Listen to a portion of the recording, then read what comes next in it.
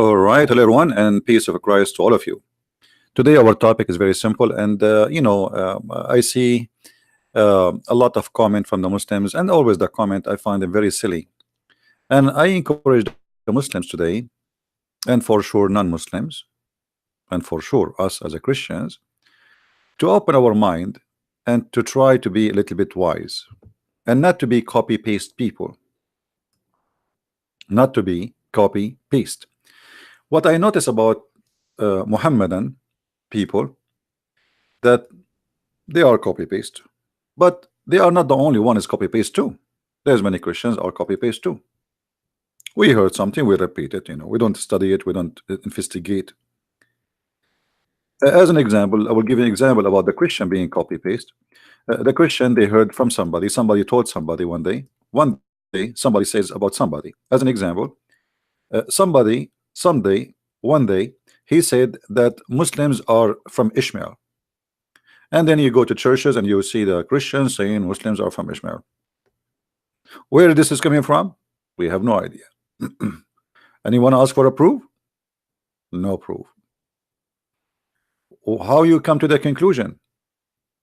No idea. So this is an example of how Christians can be copy paste too. Muslims, they are suffering from the same problem. Copy paste. And copy paste here mostly is I find it funny. The same as actually the same those Christians who copy paste too is funny, because you should not copy paste, you should use your brain. When somebody says something to you, investigate what he just told you. You just don't take it for granted. What if he is wrong? Forget about he is being a liar. It's possible, right? Because a human being can be corrupt. Human being can be mistaken. Human being can be foolish sometime. So how we take somebody for granted just for saying so? Muhammad, he said as an example, the Kaaba was built by Abraham. There is any proof? No. All the reference says the opposite. Copy paste. All of them, they are copying one guy who said one thing one day. And why Abraham would go to Mecca? I mean, in the old days, it's not a secret that people immigrate, and until now, people immigrate for a reason, either maybe security or to do to live better, right? So if we go now to the map of the Middle East,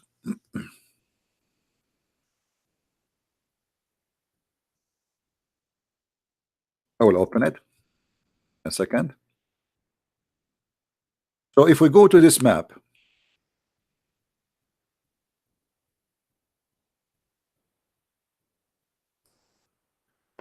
why somebody he was living in an area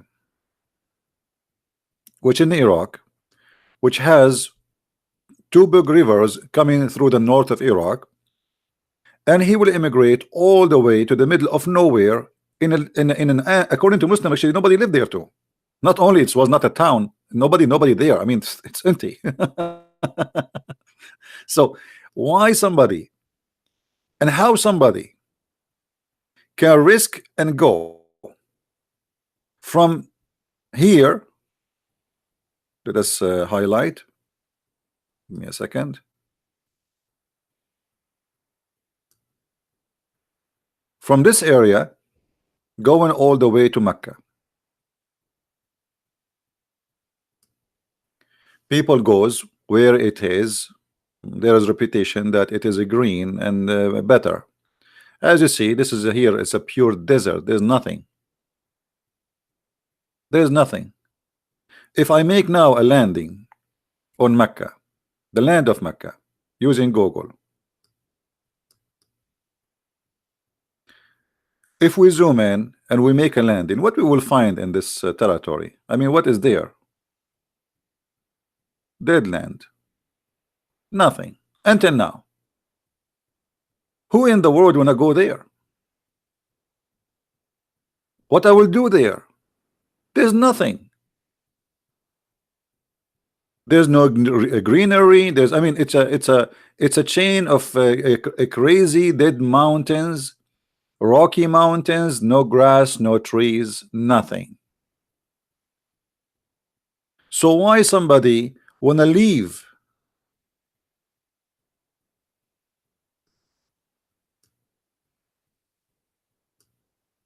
From here, a green territory, whereas there is rivers, and move to the middle of nowhere where is nothing except death. And how he even can survive it? I mean, a guy and his child, or his children and his wife, walking all the way in the desert, crossing those mountains, going all the way to what? To Mecca. I mean, what is that? And even the Muslim, they say that the one who came first, it was Hajar and her child. Imagine a woman, not even Abraham, a woman alone. That is copy paste. That is copy paste. People at that time, they live by what? They grow their animals. They don't have companies they work in, and they don't have a supermarket to go and grab the food and come back. You have to have a greenery to live. Otherwise, you are dead. You have to have water, a spring of water to live. According to Muslim, the first time Mecca have a spring of water, it's because of Hajar, and it was a miracle. So why she will go there? So copy and paste. If we go to Jerusalem, you will see that this land is not really a desert. Actually, it's a beautiful land. I don't know any of you. I never been in Jerusalem, by the way, but I saw a lot of pictures. But you will see there is a civilization growing for very simple reason.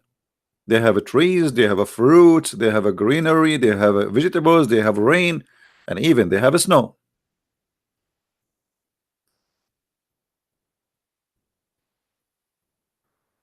Let us try to land somewhere here to take an idea. I don't know if we can land here. This is mountains. We cannot land. There's nothing to land on. Let us see what we have here. Anyway, I think you get the idea. Maybe it is. Here we go.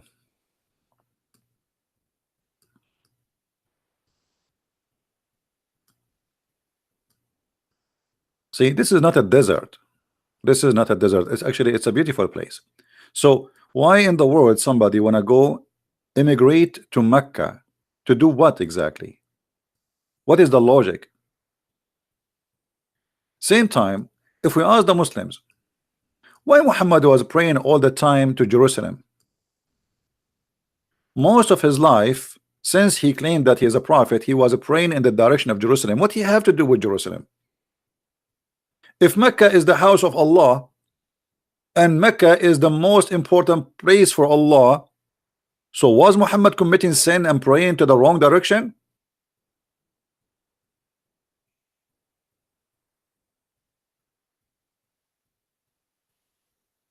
The answer is very simple.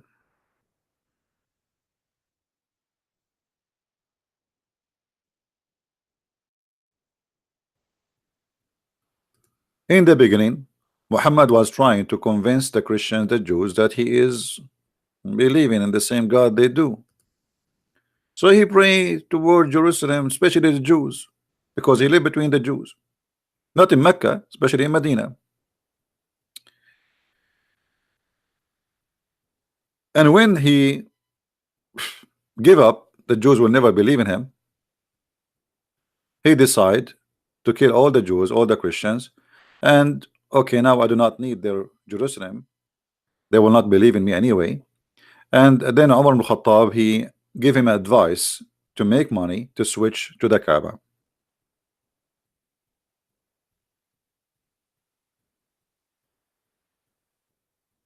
Uh,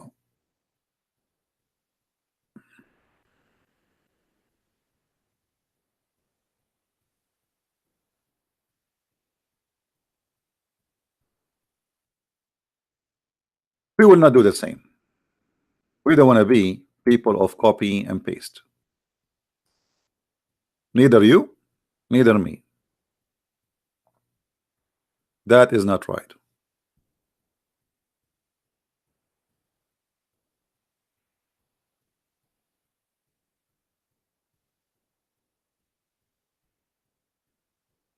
Always, you know, when we speak about a religion and you are from different religion, you come to me with your own idea and you try to refute me that your religion is better, and I understand that. But always I find the Muslims answers are very funny and very silly and far away from any connection with the topic. If we go and ask the Muslims, you Muslims believe in something called Tawheed. What is Tawheed? Tawheed. I mean, even the name is stupid because Tawheed means unification. Tawheed means unification. How your God is one and you believe in Tawheed? If he is one, because the second you use the word Tawheed, that's mean you are believing in a unification of something, unifying something. Simply, the word Tawheed is supposedly the God of Islam unifying all the gods of Quraysh, the gods of the Arab. They have many gods beside Allah. This is what the Quran is saying. So Allah, he unified all gods together under his name. Now if we say this is Tawheed, that will be nothing but paganism, have nothing to do with worshiping one God. Same time, if God is one, or there's two gods, or there's three gods, or there's five gods, I mean, who care as long it's true or not?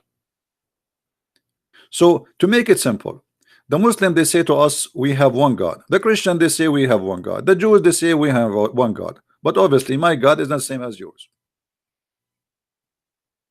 And we need to examine your God and see if he can fit to be a God or to be God. God, but he is a foolish God, that's cannot be God. Have you ever heard of a God? He's a fool.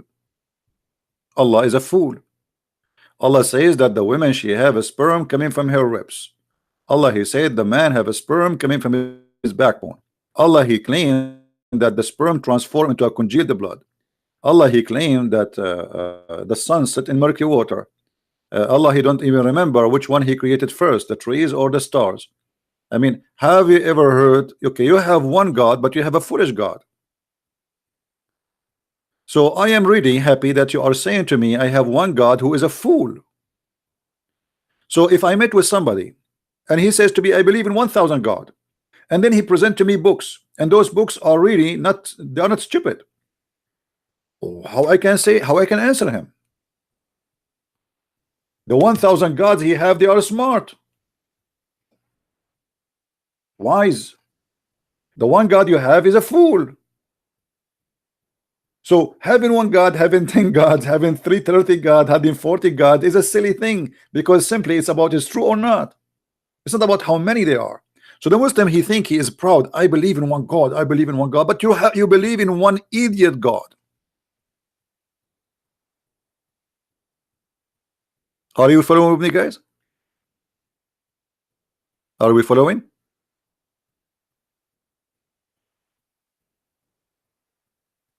You want to explain to me Tawheed? You yourself, you do not know what Tawheed is.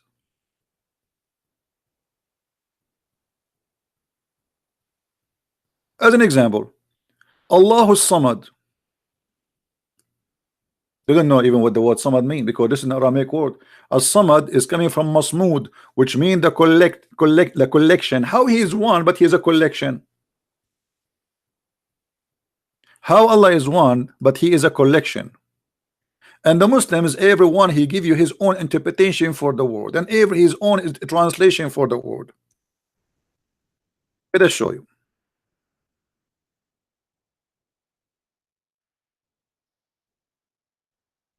This is a chapter the Muslims always repeat for us.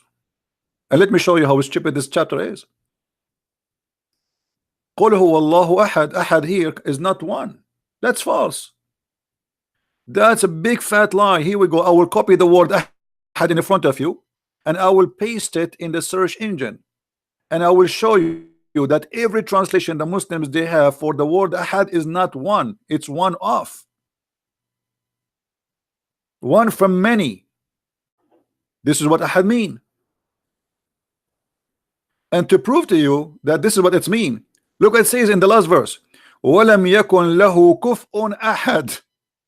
If ahad mean one, how come in the same chapter it says none?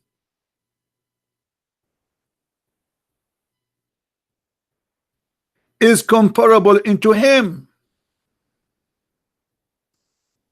Ahad suddenly became no one, which means no one of you. You know what I mean? So ahad does not mean one. The same chapter in front of your eyes.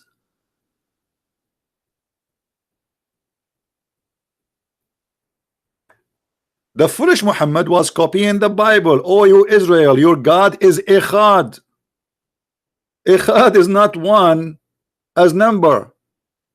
Echad is one as a unity. This is why the Bible says that the man, he leave his family, his parents, and he live with his wife, and they will become one.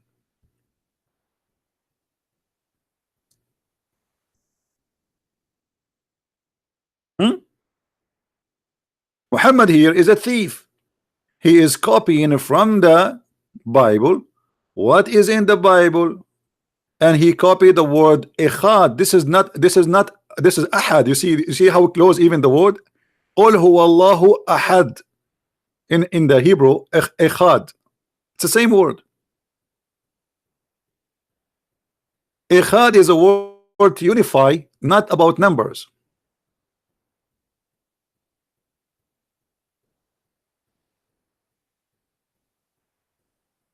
And this is where Muhammad he got the word echad. Here the one is about unification, not about one by number.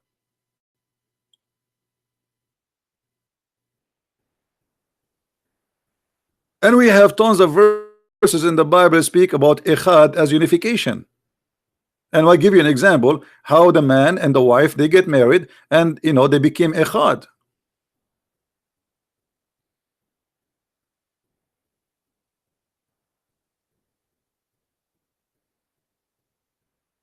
And this is what happened when you have a thief who is copy paste, and he himself he do not know what he is talking about.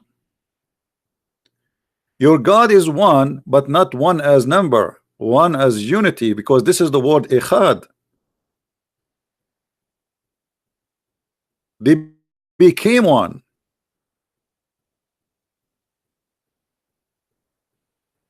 If you go to Genesis 2:24,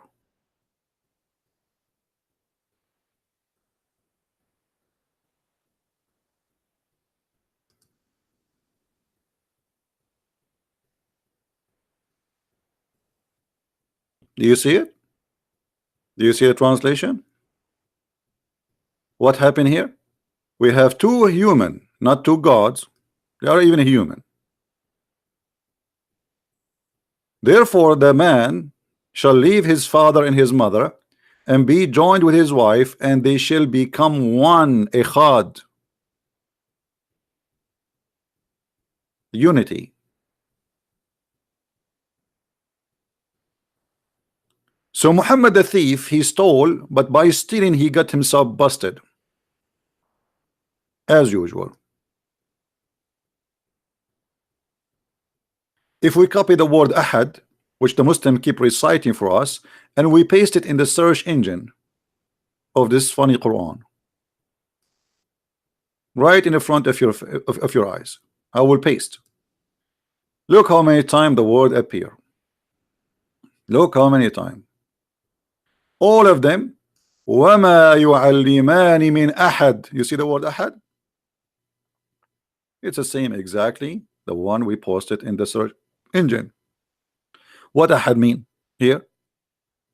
Anyone, which mean any one of many, not one. He's not the only one. There's one of. Translation chapter 2 verse 102.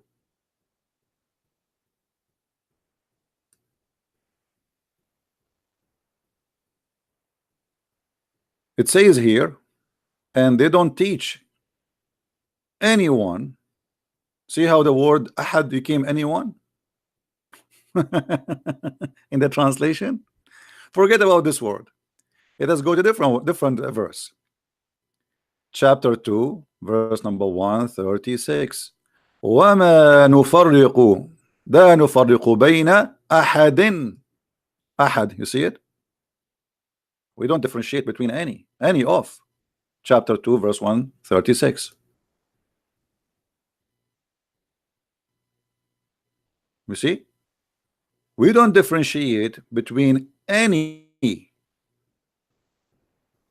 We make no distinction between any of them. This is ahad. Do you see it?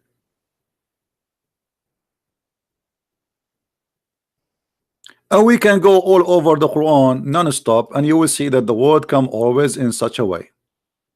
Chapter 2, verse number 285. Ahad.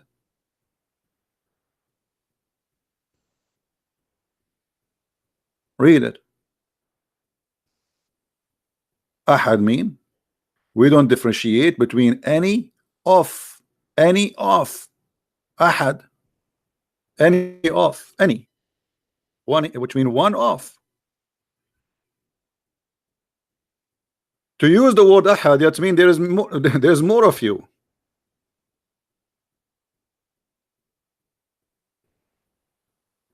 Or you take it as in the Hebrew where it is echad, which means unity. So in a very simple study, we discover that Islam based in fictions and stupidity. Nowhere in the Quran it make it like it's like here, if we say okay, the Quran saying Allah is one and he don't mean unity, but that will be a problem, because the Quran itself, the word of Allah, is not created. You see, in Christianity the word of God is God. In the beginning it was the word, and the word was with God, and the word is the God, not something beside him, is God. In Islam the word of God is not created. So now we have any created being. How many? Two: Allah and the words. You can right now search in Google and you will find that the Muslims believe that anyone who believes that the word of Allah is created is a kafir. He is not a Muslim.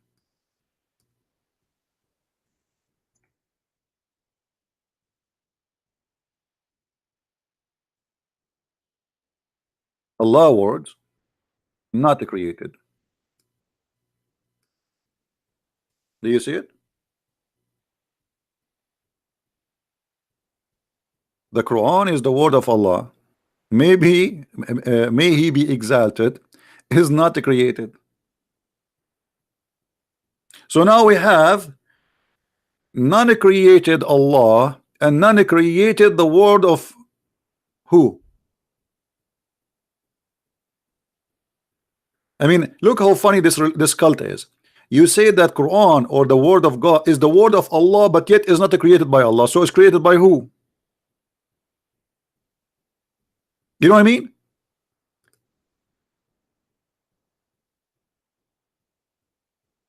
Do you people believe in the Trinity? That the word of God is God? Do you believe that God and his word is one? No, you don't. So what we have now? We have a problem. We have a big problem. The one who says that the word of Allah is created, he is not a Muslim. And actually there's many Muslims, they've been slaughtered just for saying that the word of Allah is created. Answer: the Quran is the word of Allah, may he be exalted, and is not created. Just to make it short, we do not need to read the whole article.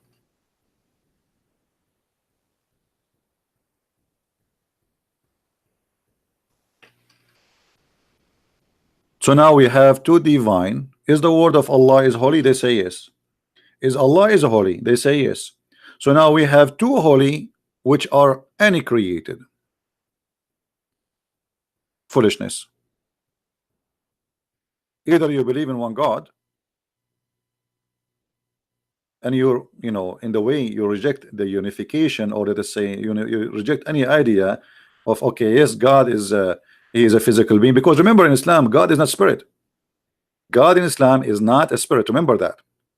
While in the Bible it says clearly that God in the Bible is a spirit. In the Old Testament and the New Testament there's no different. God is a spirit.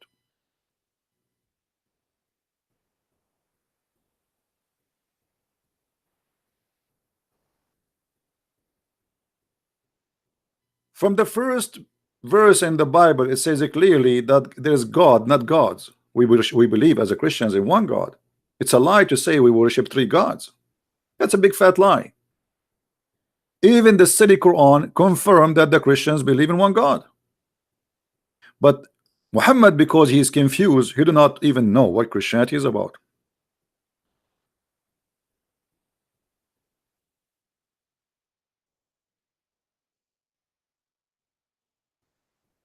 Read carefully with me, please. Chapter 5, verse number 17. The Christians are kuffar. They are disbelief. Who? Because why? Because they say that Allah is the Messiah. You see, you Muslims, you lie to yourself and you lie to the Christians, and you keep spreading lies saying we Christians believe in three gods, while your Quran getting you busted saying no, no, no, no, don't lie about the Christians. The Christian believe that the Messiah, he is the God. And by the way, the Quran here is wrong, because we as a Christian, we believe in one God, yes, but we believe in God the Father, God the Son, God the Holy Spirit, one God. We don't say that the Messiah is the Father. So here Muhammad, he got it wrong again. When somebody says to me, how that can be, God is one but yet he is three in the same time. Well, you say to me, I want to drink. You drink, you bring me what? You bring me water. Water is one, but the fact is three. H2O. Is that correct? Even the source of life is based on number three, the water. Even the Quran says, وَجَعَلْنَا مِنَ الْمَاءِ كُلَّ شَيْءٍ حَيٍّ. We made it from the water every living thing.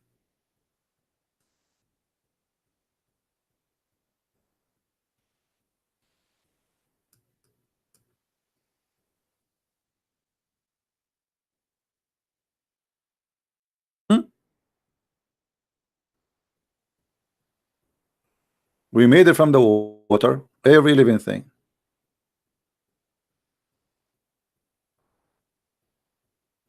So what we will do now?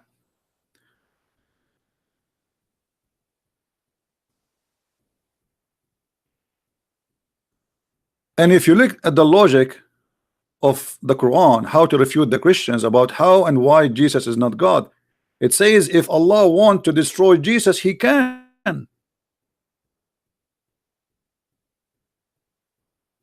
Yeah, I can say the same too. I mean, talk is cheap, isn't it, guys? Are we listening, people? Talk is cheap. I can say now, if I want to destroy the moon, I can. I can look at the moon and can destroy it. Talk is cheap. The question is why Allah did not prove that he is God, and he make his threat as an example. I will give you a threat Allah he made to the Christians. Look at this. If Allah is a true God and he make a threat that you have to believe now before I erase your faces.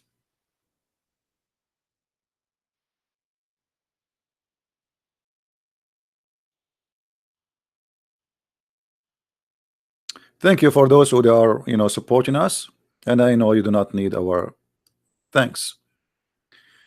يا أيها الذين أوتوا الكتاب آمنوا بما نزلنا مصدقا لما معكم. Chapter 4 verse number 47. What this verse is about? It is one of the most funny stupid verses in the Quran proving Islam to be false. Why? Because Allah he threat the Christians to believe in Muhammad, otherwise he will erase the details of our faces. And trust me, I have all the details there. and not a single Christian he lost his details.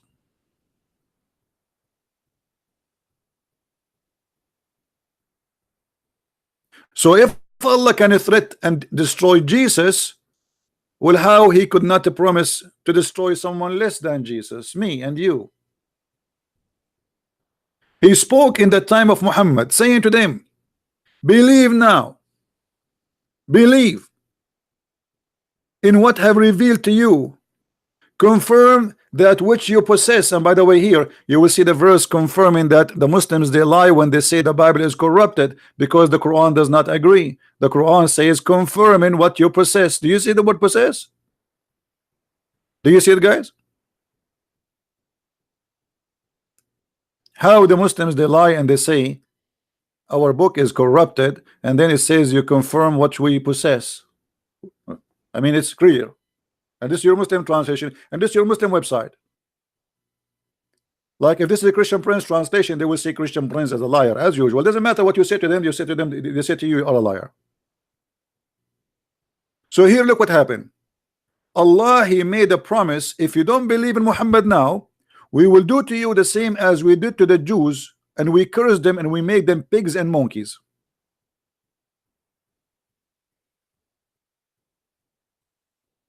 That's mean that this is not about judgment day, because the pigs and monkeys transformation supposedly happened long time ago, before even Jesus, before Muhammad. So here's a threat, nothing to do with the judgment day, because the Muslim, they might try to say to you, oh, this is the judgment day. That's a lie. It's about, I will do to you the same as I did to who? To people who did that to them in the past.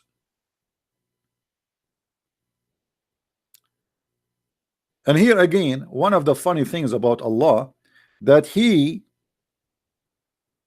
cursed the Jews for breaking Sabbath, and he made them pigs and monkeys. And I find this is hilarious, and I will tell you why.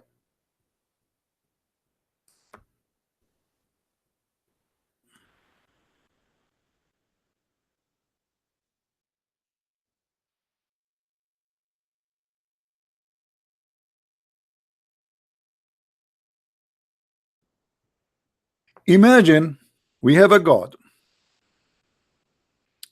and this God, he will transform you into a pig and monkey for breaking the Sabbath, but he will not transform you into a pig and monkey for raping a child, as an example.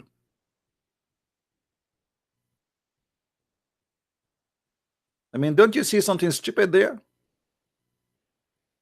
Why those people, even the story there, proving to us that Islam is nothing but a fiction, stupid stories, foolishness. This is why I made the video today. The topic is the Trinity of wisdom versus Allah foolishness. Ask them, Muhammad. Ask them. Of the township that was by the sea, how they did break the Sabbath, and how their big fish came into them visibly upon their Sabbath. They, on a day when they do not keep Sabbath, came they not into them. I mean, translation is very horrible.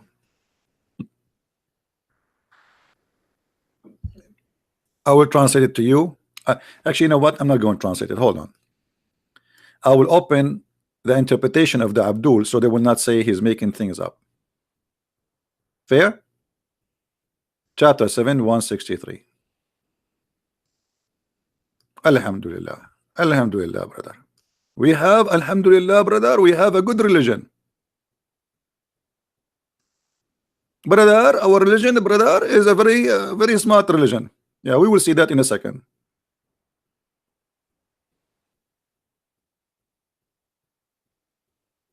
And everybody will die laughing.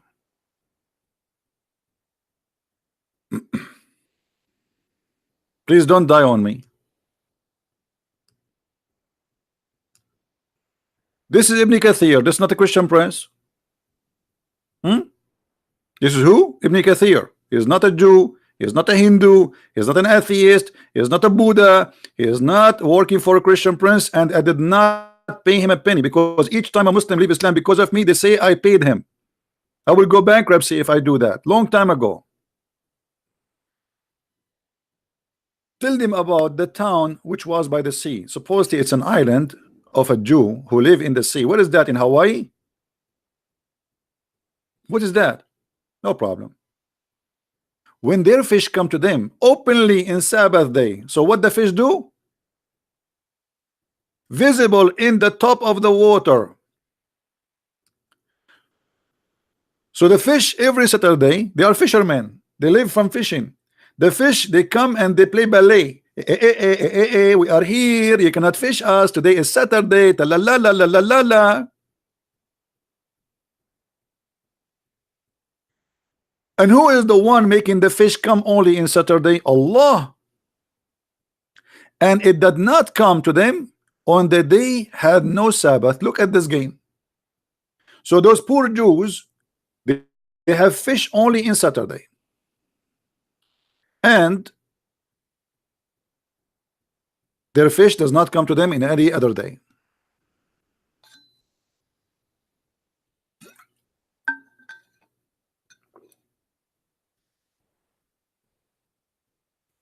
So how we can accept this to be from God? Allah, he says we made this as a trial. So now those people are hungry, and because they cannot eat, they have to fish in Saturday. And because they did fish in Saturday, we made them pigs and monkeys.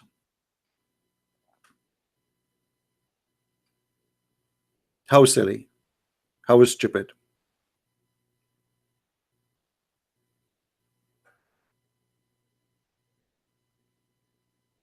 So Allah here, he claimed that he will do the same to us. In chapter 4 verse number 47.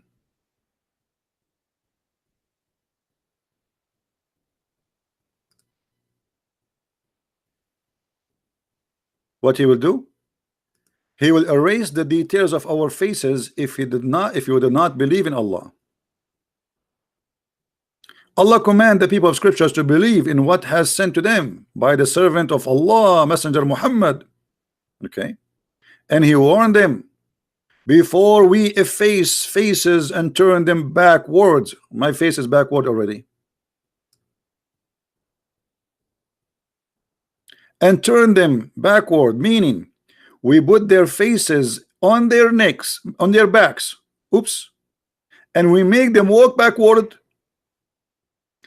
Actually, right now, my brother, I am turning my back to the computer, and I am not really facing the computer because my face is in my back.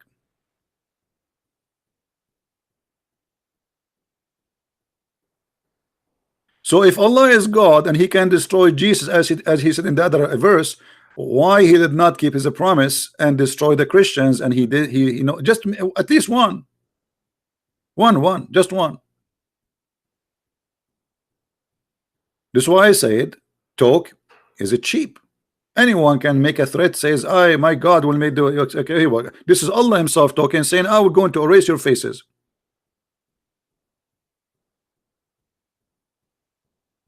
And not only that, and verily we have to put in their necks iron collars, reach into chains, so their heads are raised up, and we have put barrier before them.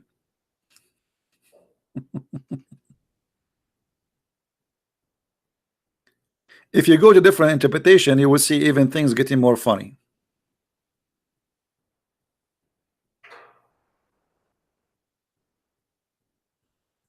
How this can be from God? You tell me.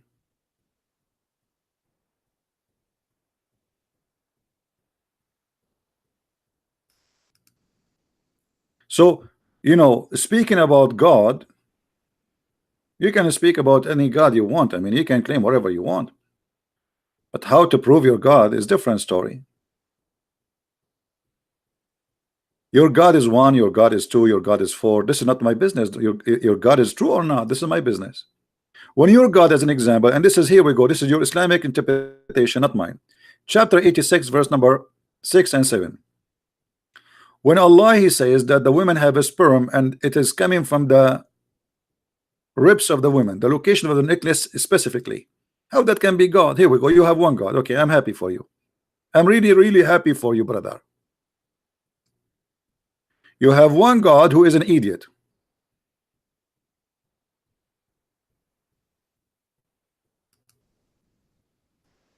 Is that what you are telling me? So let the man see from what he is created. Okay, how you are created? Explain to us, Allah. Thank you. You are the scientist. You are super scientist. He is created from water gushing forth. He meant what?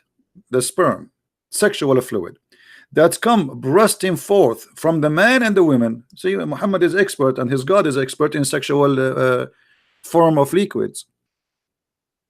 It's a gusting forth liquid. It's a sexual fluid. As you see, that's not my word.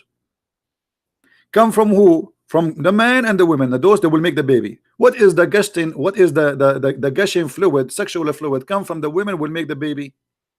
Read carefully. Thus the child proceeded from both of them. Remember, the egg of the women is not a liquid, and liquid is a billions of articles or items. You know, it's not just one thing. The egg is an egg. The woman, she have one egg. She's not a fish. If you, Allah, think that the woman, she is a fish and she lay down like 2 million, 3 million eggs in a liquid, that will be funny. Then he explained where the sperm is coming from, proceeding from the backbone of the man. Yes, backbone. Yeah, true. Scientists prove that the backbone is where the sperm is coming from. Meaning the backbone of the man and the ribs of the women. Absolutely, brother. Absolutely. And now the Muslims, to cover the shame, they start saying, no, what is meant here, you know, like they come with tons of fabrication to cover this stupidity.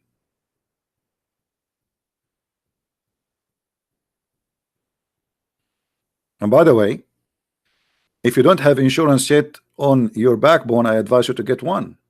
Because what if your backbone is broken? Once I was in the beach and I saw something in the chest of a woman. I thought it's a lotion. I was naive at that time. I was not too much knowledgeable in the Quran.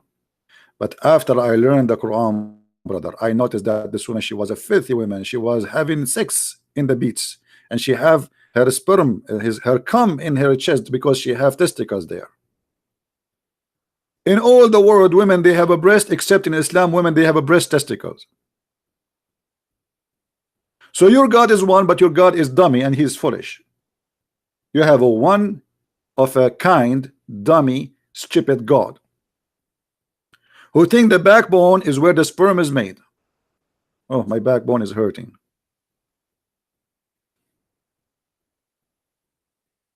So you give me a headache 24 hours, 7 days a week about my God is one. I worship one God only, brother.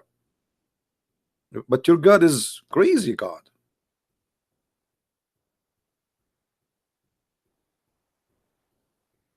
Your God literally is a crazy God. Your God believe in the flying carpets. By the way, my grandfather, he used to have one, but you know, Trump, he stole it. You know, those Americans, they steal everything, brother. Flying carpet. Ant speak. The ant, she said to the ant, and Suleiman, he laughed at her speech.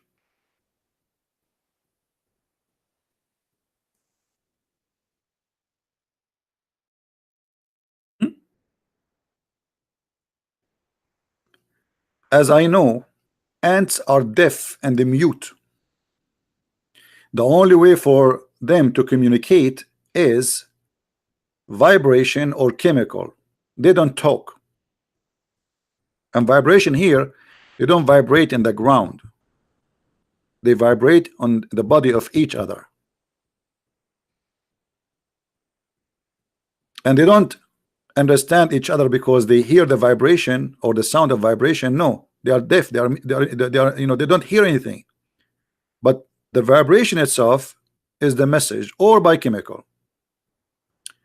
So Allah, the wise, the one God, he said, till when they reach the valley of the ants, one of the ants, she said to her friends, she is a warning. And by the way, here the Muslims, they make a big article about, according to science, brother, it's discovered, brother, that the one who warned the ants is a female ant. And brother, in Arabic, in the Quran, it says namla, and namla is a female ant. You idiot. In Arabic, any singular ant, we call it namla. This is the only word we have. We don't have namla, male and female. But because you do not know, they fool you. You do not know Arabic. Any bee, the bees, we call them nahla. Nahla, it's a female, but doesn't mean it's a male. Or any bee is a single bees, we call it nahla. Namla. Any fly, we call it dubaba. Female. This is the nature of the language. This is not about gender.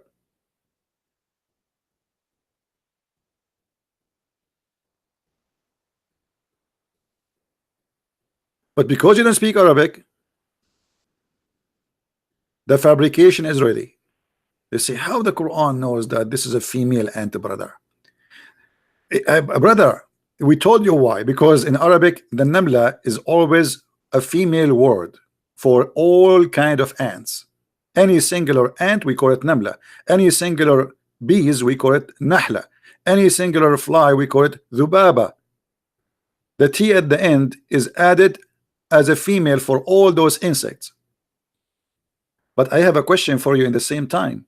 How this ant, she knew the name of Suleiman?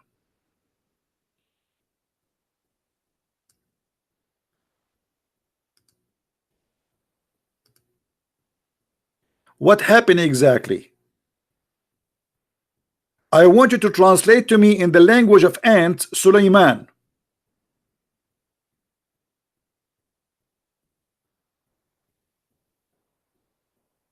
As long ants are mute and deaf, how she said to them the word Suleiman? How she said that to them?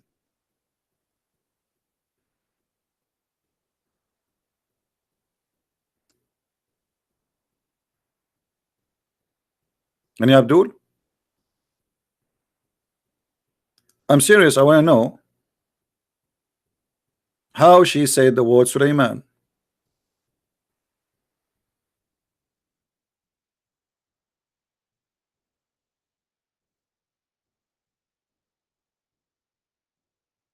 That's amazing. I mean, that's alone is a discovery.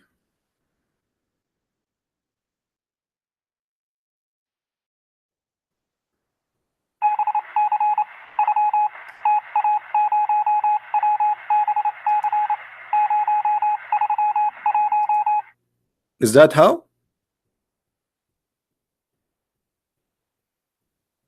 If this is how the ant, she said to the other ants that this is Solomon, cannot be, because the verse after it, getting the Abdul busted, it says that Solomon, were laughing at her speech. At what? Her speech. Her speech, not her.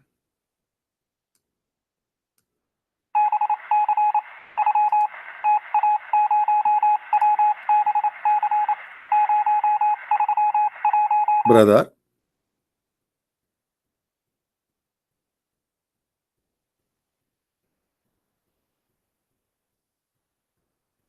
Who is seeing who now? Who is fooling who? And look here, it says the verse. I mean, the story is really interesting. If you want to laugh, really, if you want some cartoon, chapter 27 is really a cartoon movie. Suleiman, he laughed and he smiled at her speech. But hold on. Allah, he taught Suleiman the language of the birds. How Suleiman understanding the language of the ants?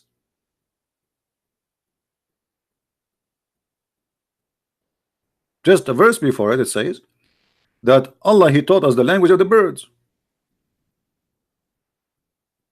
Maybe Allah, he think that the birds are ants too. So look what happened. Allah, he taught Sulaiman the language of the birds. He sent him to school to study birds.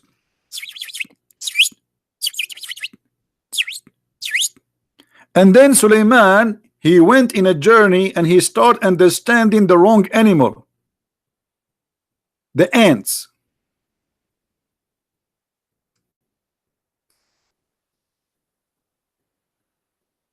What's happening here? I teach you the language of the ducks, you understand the language of the elephant?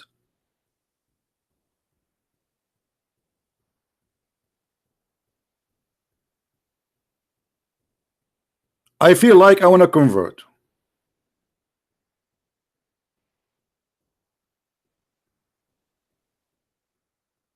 Look like Allah by mistake, he sent Sulaiman to learn supposedly the language of the birds, but he ended in the anti-classroom language.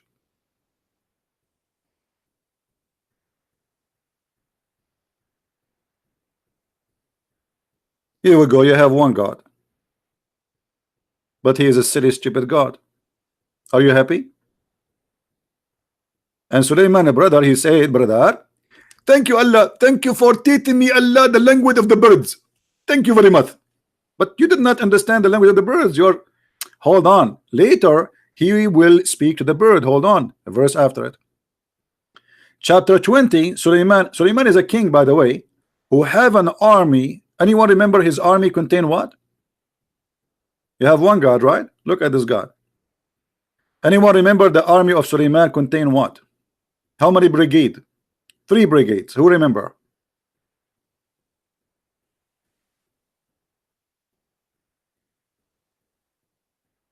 Birds, genie, and a human. Imagine you are Trump, President Trump. Now he is going to send 1 million birds to attack Venezuela government. A king, his name is Solomon. He have a brigade of chickens.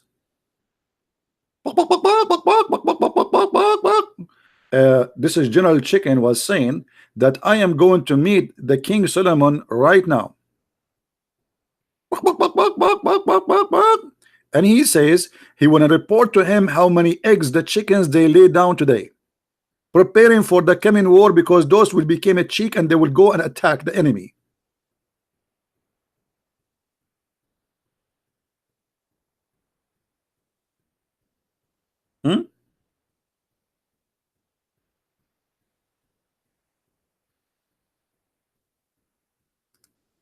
Somebody's asking where we can find that he have an army of jinn and chickens. And here we go, it's in front of you. Chapter 27, verse number 17, same chapter. You have one God? You have one God. Now, this is your God, the one God you are talking about. You have telling us a story. What the difference between this and the Lord of the Ring? An army of a genie. What is that?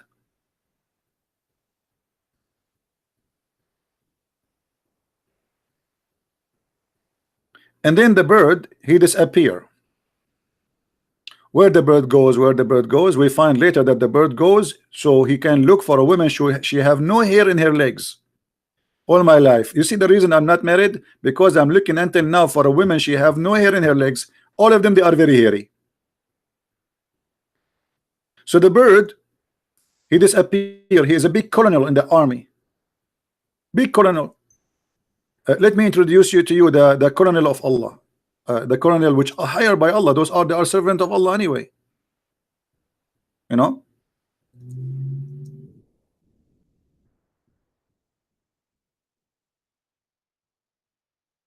This is Colonel Al-Hubhub. Obviously, he looked like a colonel. We have to be honest. He looked like a Roman colonel. So the one who come with this story, he chose the perfect bird. He is not even in the size of your hand. And this is the guy who is a minister. He's not only a bird, he is a minister of irrigation. And he is in charge of finding places to attack. And he is in charge of finding women who have no hair in their legs for a Prophet Solomon. Should I salute him? You have one God. but your God is a silly, stupid God. So you give us headache about one God, one God, one God, and then you come with this. This is your God.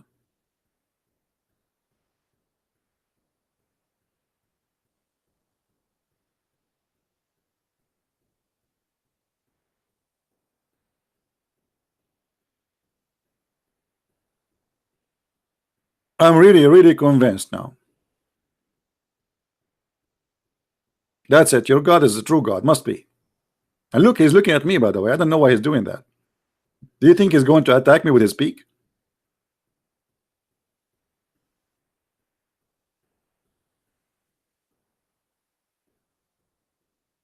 So you give us headache about one God. You have one God. I mean, you have the most cartonic God ever we can find. A Roman general. You want to compare, aren't you? This guy is a thinker. You want to see? You want to compare between a Roman general? Yeah, okay. I will show you a Roman general. Hold on.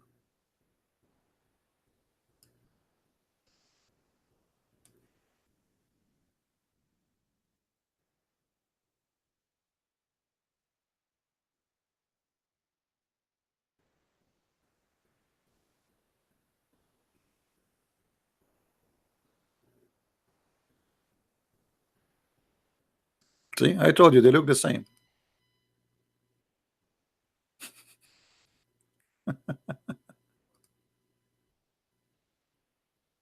Makes sense. I mean, just compare between them. They choose this bird and make a fiction story about it because look like he have a rank. I mean, look at his head. Obviously, he was from the Roman. Isn't it clear? What's wrong with you? Why you don't see?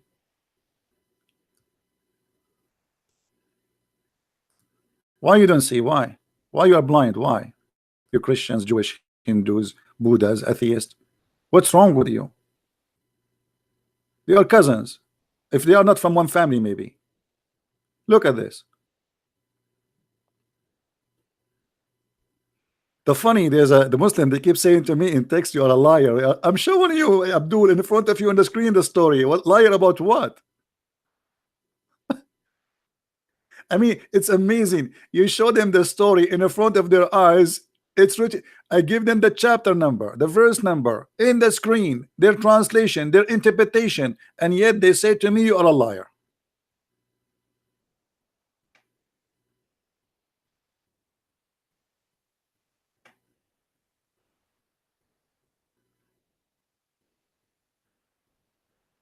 Muslims, do you know how many Muslims leave Islam because of my videos? You yourself, you will leave Islam.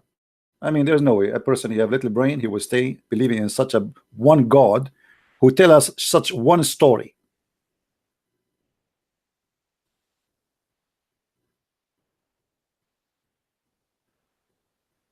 Hmm?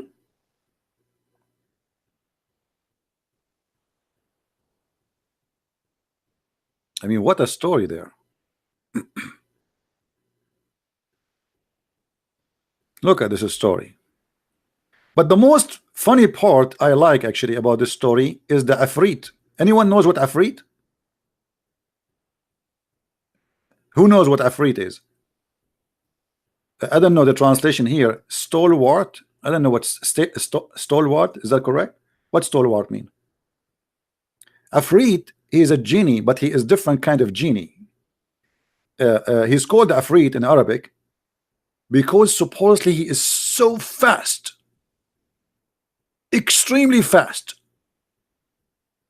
Let me show you how the Afrit look like, so you can get an idea if you are thinking to convert to Islam, brother. I think more of you, many of you will convert today.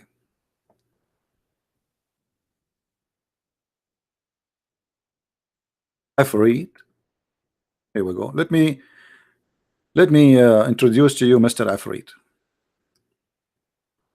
This is how in Islamic movies they picture Afrit. This is how he look like. He's bald. He have like weird look, you know. This is Afrit. He's big. I don't know if you saw like a movie like Aladdin where he have what they call it, uh, the candle. So he wiped the candle from the dust, and then Afrit come from the genie. You call it genie in the bar, right? This is the Afrit. The story of the Afrit is coming from there. But this Afrit have something special about him. He is so fast, extremely fast, not like the one you see in the Hori Butar story. You know, this is very, very fast Afrit, extremely fast. This is why you see here in the verse in the Quran, the Afrit, he said to him, if you want, I can go and bring you her throne, because the bird, he described how big her throne is. I can bring you her throne before even you blink your eye. You see how fast this Afrit is, brothers and sisters. I advise you all to convert to Islam right now. Only Allah, he tell us stories about the Afrit. Let me see if I can find you a better picture of the Afrit. Hold on.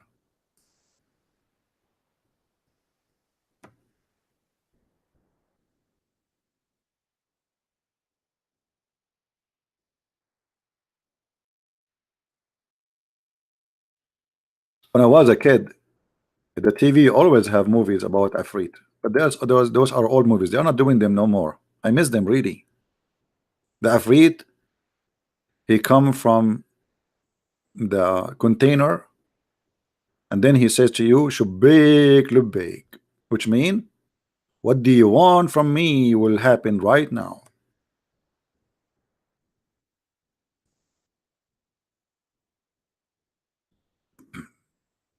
Yeah, this is like cartoon about it. Here we go. Like there's many cartoons, but this is exactly what the Afrit he present. Let us show you in the screen. Hold on.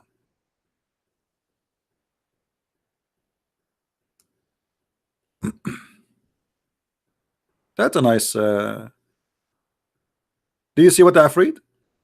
I mean, how in the world you believe that this is God and God is telling you this? Your God, he believe in the Afrit coming from from the ball, and he is in control by Sulaiman. This is the Afrit.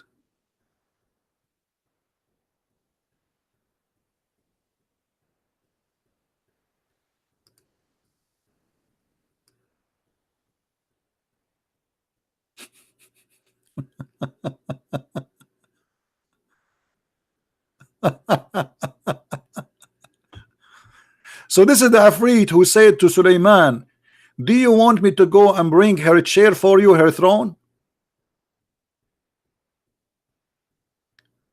I am truly convinced. I don't know. I think by the end of the day I'm going to convert to Islam.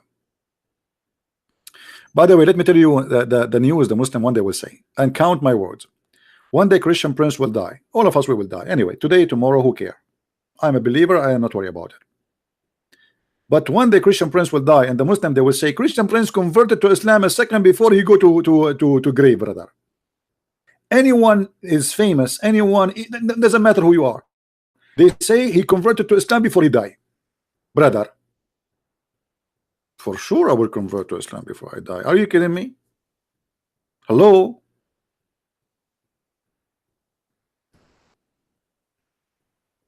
I want to have a Afrit.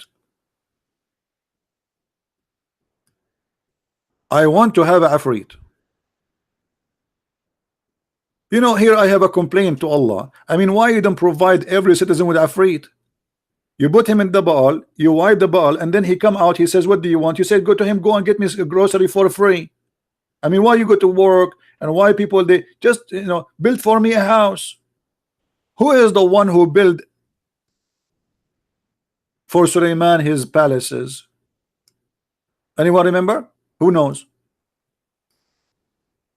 Who is the one who built to Suleiman his palaces? Builders, normal builders? No, Afarit, genies.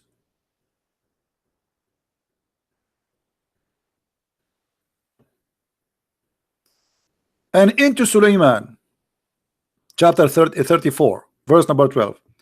And into Suleiman we gave the wind, therefore morning course. Here we go. This is the flying carpet, by the way. By the way, flying carpet is true. Me myself, I used to ride it, but I told you Trump, he took it. All of us, we are Middle Eastern, we have a flying carpet. You go in the street, boom, bomb, explosion. Here we go, flying carpet. Everybody's flying. We can make your dream come true. Go just to the Middle East. Go to Somalia, brother.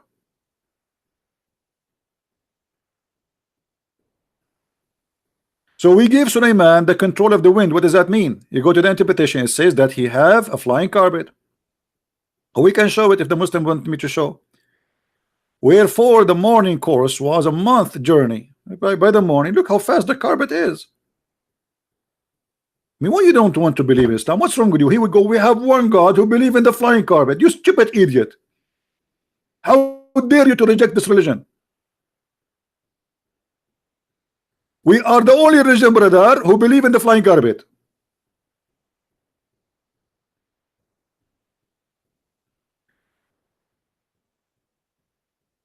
Okay, a Muslim saying to me, you're a liar. Okay, hold on. I'm a liar. Okay, as usual. Here we go. Chapter 34, verse 12.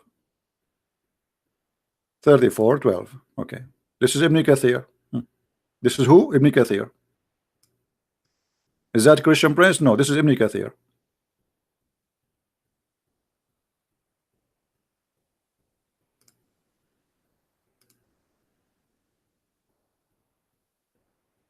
Read with me, brother.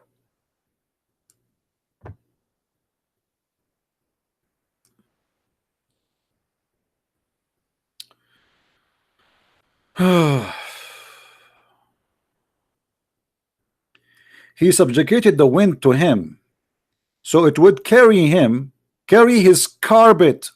Guys, does it say carpet or I'm making things up? Is the text clear or it's small? Let me zoom in. Let me zoom in. Does it say carpet? And by the way, the Islamic translation for Ibn Kathir in English is big fat lie. They try to make it look nicer. If we go in Arabic, it's going to be more hilarious. 600,000 chairs in the top of the carpet. His equipment, camels, horses, donkeys, soldiers, tents. The whole country is a flying on top of the. It's not a flying carpet for Suleiman only. If you think this is a flying carpet of a one guy, you are wrong. The whole nation is flying in the top of the carpet.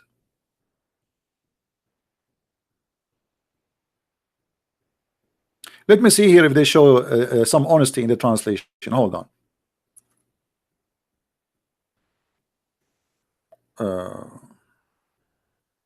See, it's gone.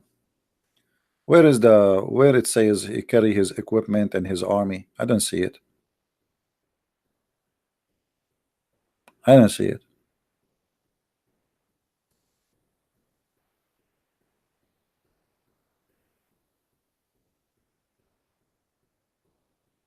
No.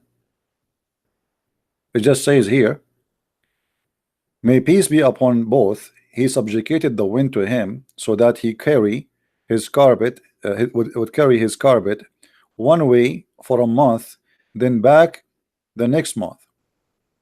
Al-Hasan al-Basri said, he set out from Damascus, in the meaning landed, and he ate a meal, and he flew from Ishtikar, and he spent the night in Kabi. I mean, this guy is going like Tokyo. He's mentioning to you all towns. Okay, he have a breakfast in Tokyo, and he have a lunch in Washington D.C., and then he got his snack in Jordan. All right. Yeah, but I don't know where it is. It doesn't say anything about where is his equipment and army. It's gone. I don't see it. I know, actually, I saw it in the same website before. I mean, how is the it's appear? They do like they changed it. How they took it off? So we will not laugh.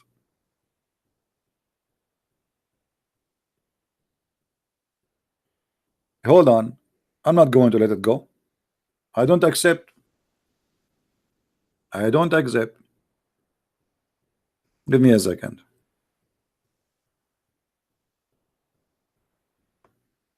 We are here to expose deceptions and lies. You cannot fool us, and you hide it, you liar. Same on you. Okay, 34:12.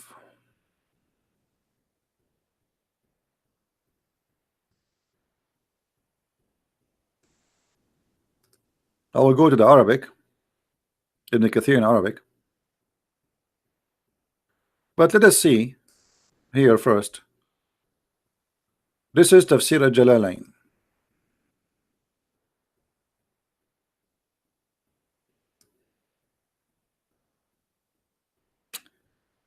And we dispose for Sulaiman the wind.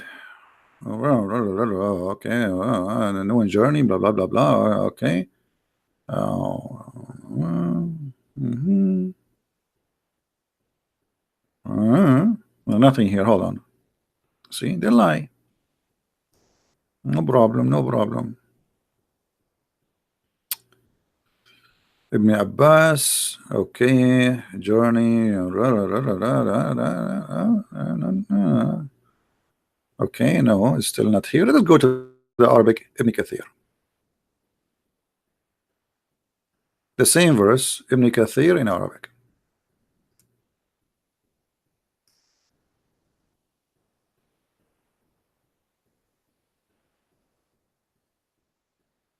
Hmm.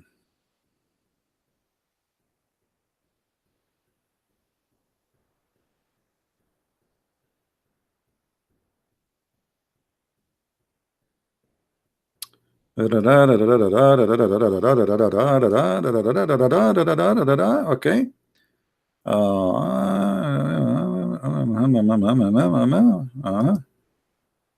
Okay.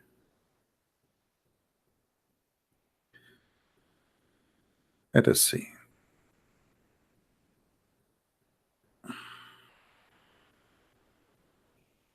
I cannot find it here. Hold on.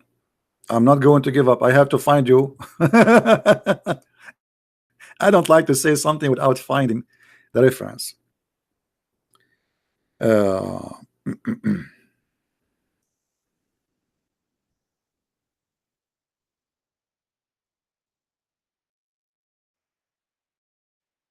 me see if I can find it in English first. Hold on.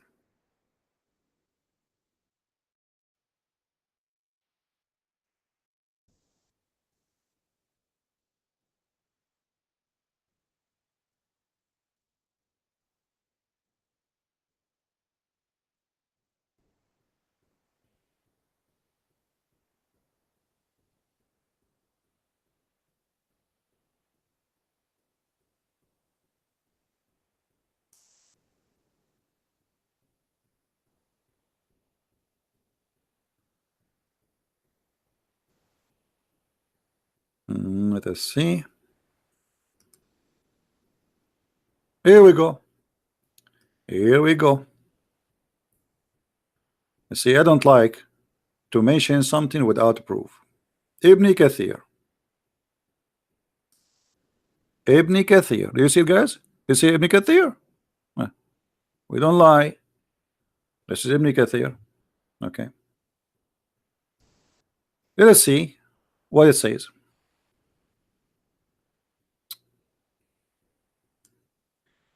During his time, horses were the common mode of transportation. They were very etc. Carry blah blah blah. Okay, and then hold on. Uh,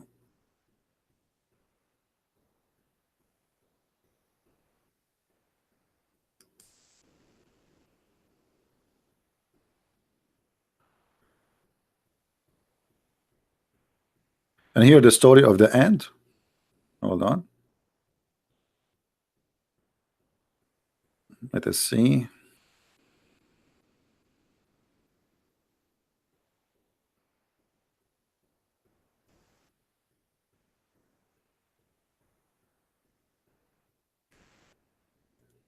Let us look for the carpet.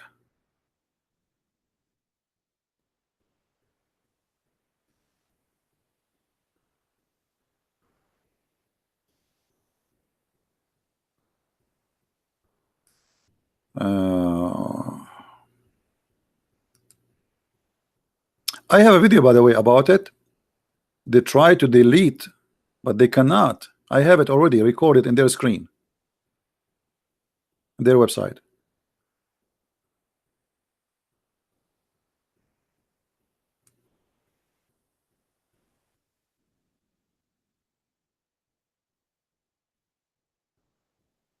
Mm, mm, mm, mm, mm.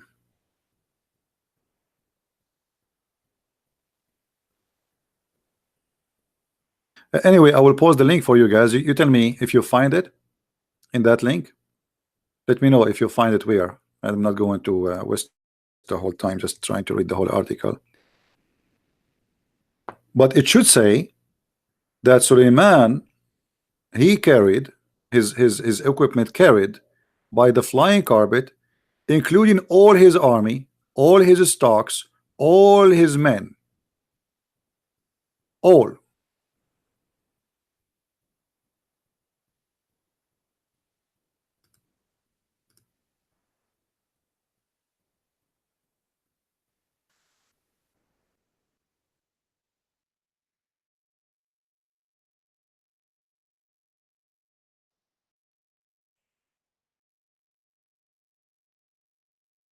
All right, let us see.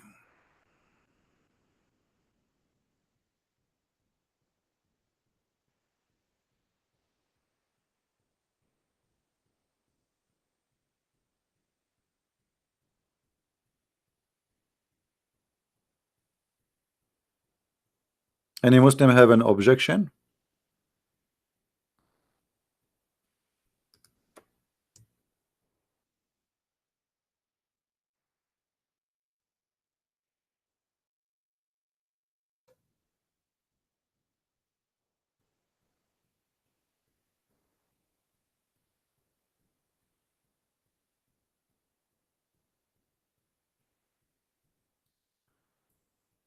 Uh,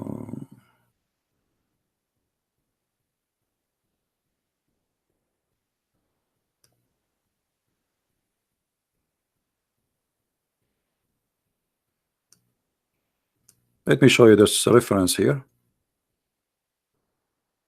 so the Muslim will not say he did not provide us with reference.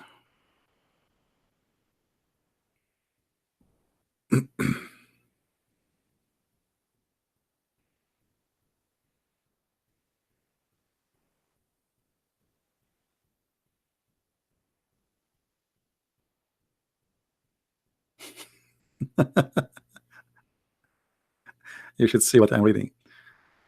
Uh,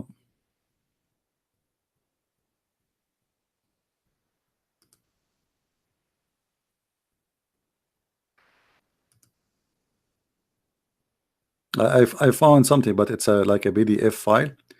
Anyway, uh, how I can open all this, the book. You see the problem, you click in it, it open a PDF file, and then it you know, it doesn't give you a chance to search. You have to download the file. I don't download files from the internet like this. So here it says مختصر البدائع الزهور. It says that you have a flying carpet. Hold on. That the genies they made for Suleiman a carpet from silk with colors and have words in it written by gold, and he carry on it all his army and all his animals and all his horses and all the human, genie, beast, and birds. All right.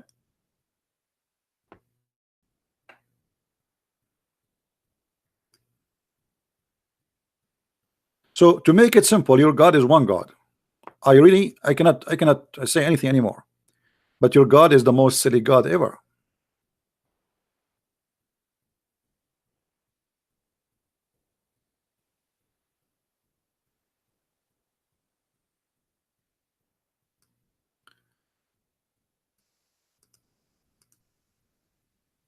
Let us see if we can get more reference.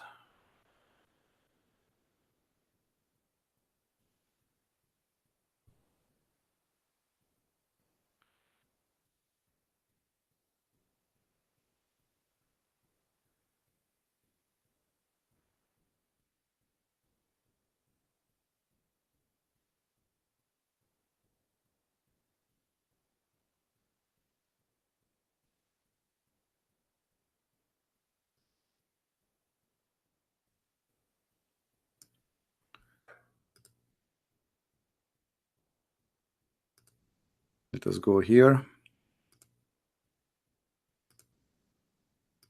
This is the problem when you speak to people who don't speak Arabic. Then you have to prove everything you say in English. You know.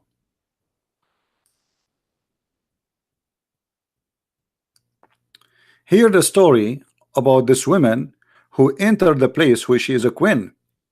And because the shaitan, he don't want Suleiman to like her because she have no hair in her legs, as the bird he told him, when she left her legs up, the shayateen, they made the legs of this woman hairy like a monkey.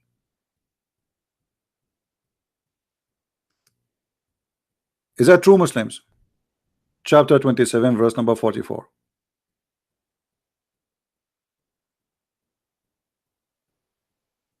You don't believe me? Let us see the interpretation. 27:44.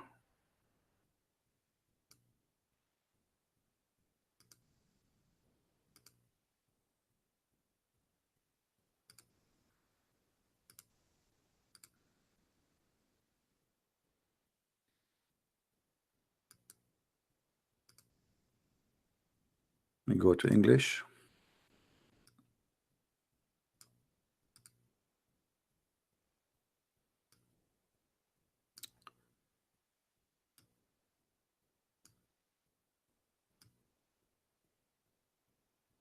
And look here, not only they made her hairy, they made her look like she have the legs of an animal. It was also said that he entered the place of the hallway. This was a transparent white glass floor, underneath which flowed sweet water and contained fish. Solomon had it made when he was told that her legs and feet resembled the shank of a mule. And when he saw it, she supposed, which means he made her, she think this is a pool, so she have to walk in the water. But the fact it's not really a pool, so she have to lift up her skirt because he want to see her legs. So supposed to be a pool of water. So she breathed her legs to wade through. Meanwhile, her legs, feet were in fact fair. He said to her, "It is a hallway paved smooth with the crystal, etc., etc., etc." And then she said, "My Lord, I have wronged myself by worshiping the other, etc., etc., etc." Different interpretation.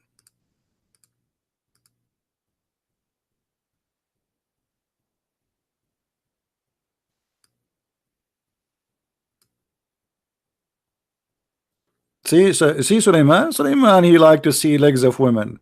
He want to see her legs. Is it really have legs of a camel or a goat? If we go to Ibn Kathir, let's see what Ibn Kathir want to say. 27:44.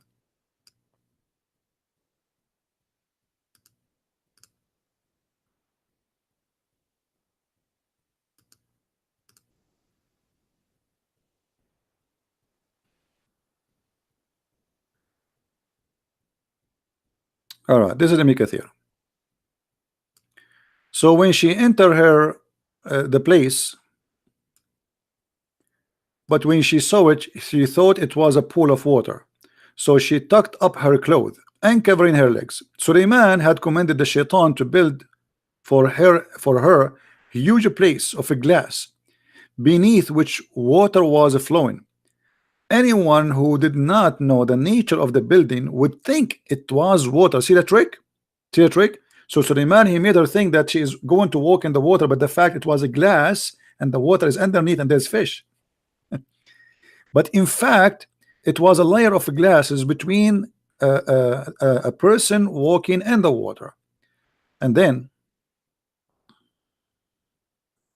didn't show the rest. Yeah, most is gone.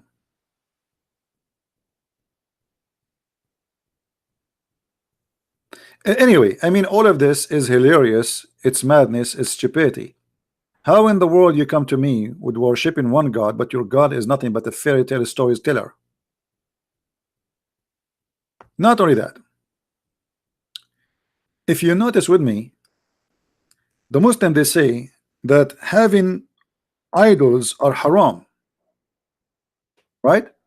Having idols are haram. But look, Sulaiman in the Quran, who is a prophet of Islam, he was ordering his genie to build for him synagogue with statues. Do you see it?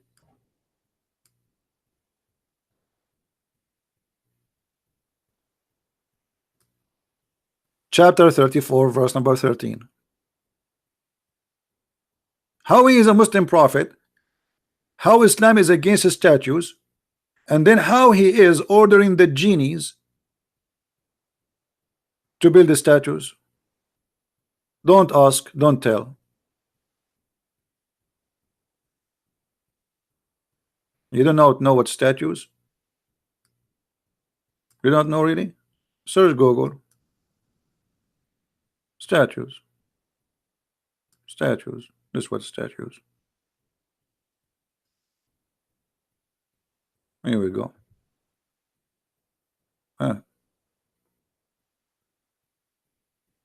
Statues.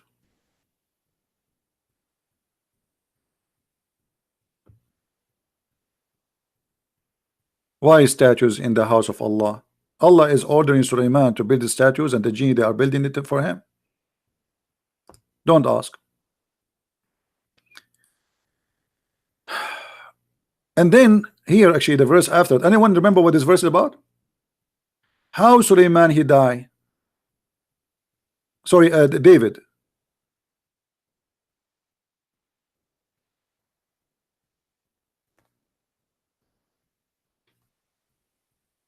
The death of Sulaiman and the death of David. Sulaiman, when he died, because he's a king, he's in charge. Allah will not make those who hate him know that he died. So what he did? Sulaiman, he died holding a stick in his hand.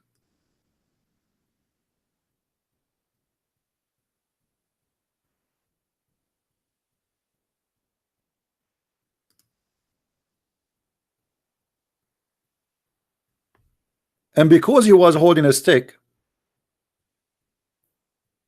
he died standing, and nobody noticed that he is dead.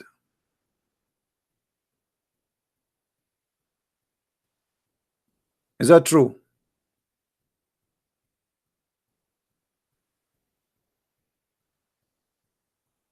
Muslims, is that true? I am going to die standing, and I will open my camera live in YouTube for the coming century, and nobody will notice that I am dead. And how they notice that he is dead? Anyone remember? How they notice that he is dead? Suleiman, he was using the wrong stick. He was using a stick made from wood. Never use wood, especially if there is a termite in the area. I mean, come on, Suleiman, you never heard of termite? The termite, they ate the wood of the stick, and then people did notice because he failed.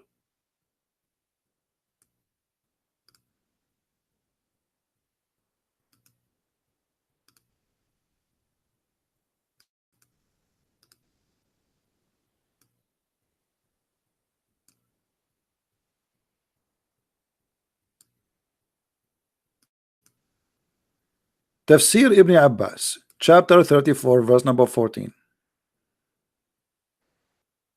For Solomon died and remained standing. That's normal. For a year. For how what?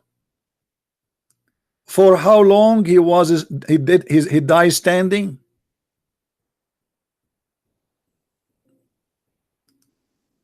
Abdul, are you there? The guy, he died, and he is dead standing for a year. A year. And nobody noticed. And nothing showed his death. Wow. True story. The death of Solomon to them saved creeping creatures of the earth. A wood worm which went away his staff. Solomon, brother, I told you, buy treated wood with chemical. They will not eat it, brother. I mean, why, Solomon, you do that? If that piece of wood is not a wood, or it is a special kind of wood treated by chemical. Now until now Solomon will be standing. I believe in one God who teach me that there's a guy, his name is Solomon. He died and he was holding a stick in his hand, and because of that nobody noticed that he is dead for a year. My God is one God, his name is Allah, brother. And then the termite, the worms, the woodworm, they start eating his stick, and then he fell. And when he fell to the ground, the jinn so clearly had how, which means now they knew that he is dead. The jinn and the human being so clearly that they do not know the unseen. Supposedly Allah now he know. I mean, look at this story. So and what is the wisdom of this? Allah, he made Sulaiman die in the stick for a year, so they will not know and they will not go rebellion. Okay, why Allah not make him live a year longer? Oh boy. Somebody saying to me, do you dare to debate with Zakir Naik? My friend, the question is, do he dare? Do you dare? What is your scars? You know, we have our Skypes open 24 hours, 7 days a week when we go live on air. And where are they? And I made, by the way, I changed this dummy Zakir Naik. He said, I don't know if this is assistant, but this is Facebook. They said to me, he have no problem to debate you, but you have to bring with you, I think he was in Bangladesh, 2,000 viewer. You have to provide 2,000 viewer. Yeah, who wanna go with me to Bangladesh? And I will pay for 2,000 ticket. And who is Zakir Naik, by the way? Zakir Naik is an idiot. He's stupid. He does not know anything about Islam. They asked Zakir Naik, why a woman, she is not a prophet of Islam. Do you know what he said? Brother Tita, they ask a question. Why in Islam we have no prophet in the women? I confirm to you, first of all, in Islam there is no woman in the prophet. And the reason for that is very simple and very logical. Because if a woman to become a prophet, he have to lead the congregation. And if he lead the congregation, he have to do and we do. And he have to bend over, and he bend over, that will disturb the contradiction. Thank you very much. Translation for the Urdu English. There's no woman in Islam she is a prophet, because if she is leading the prayer, she will bend down and everybody will look at her ass and they will forget about Allah. This is the answer of a scholar.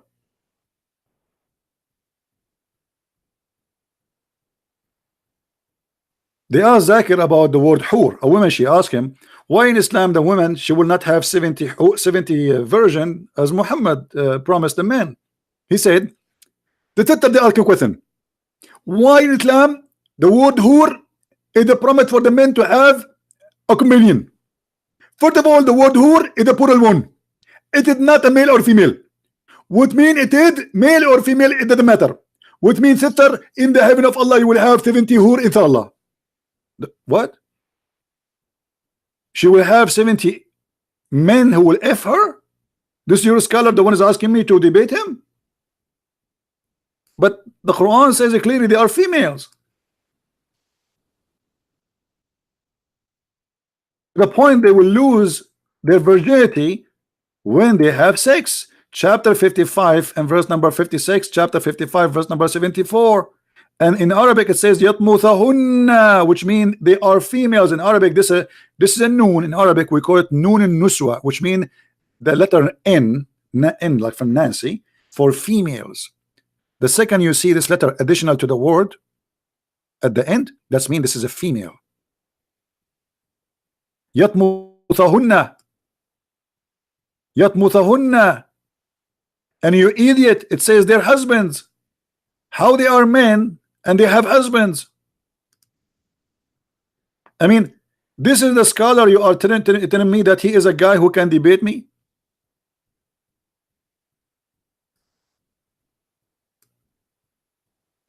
And by the way, here the translation is absolutely false. They say no genie, no man touched them. Doesn't say that.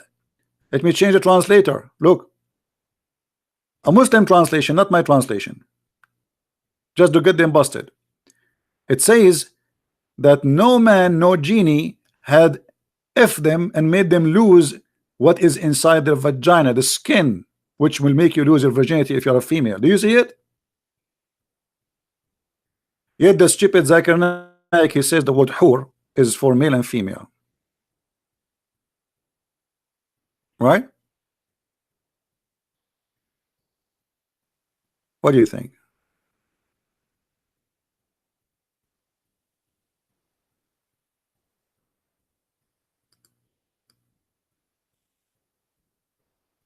And Abdul?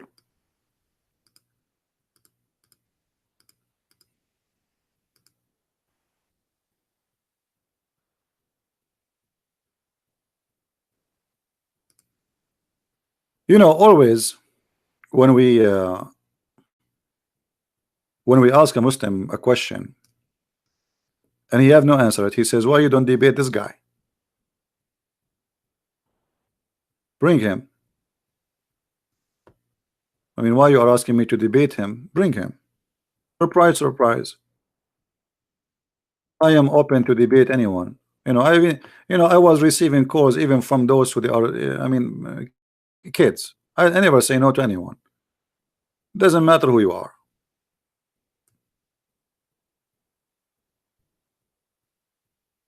right? Doesn't matter who you are. I don't care.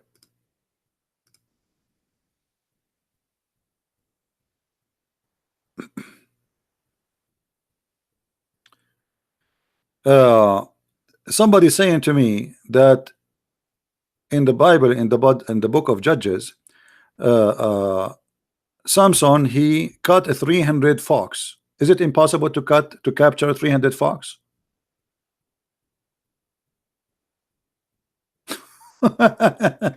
This is a fairy tale. They light fire on them and they let them go in the field, and the fire spread all over. Eh, you can say whatever you want.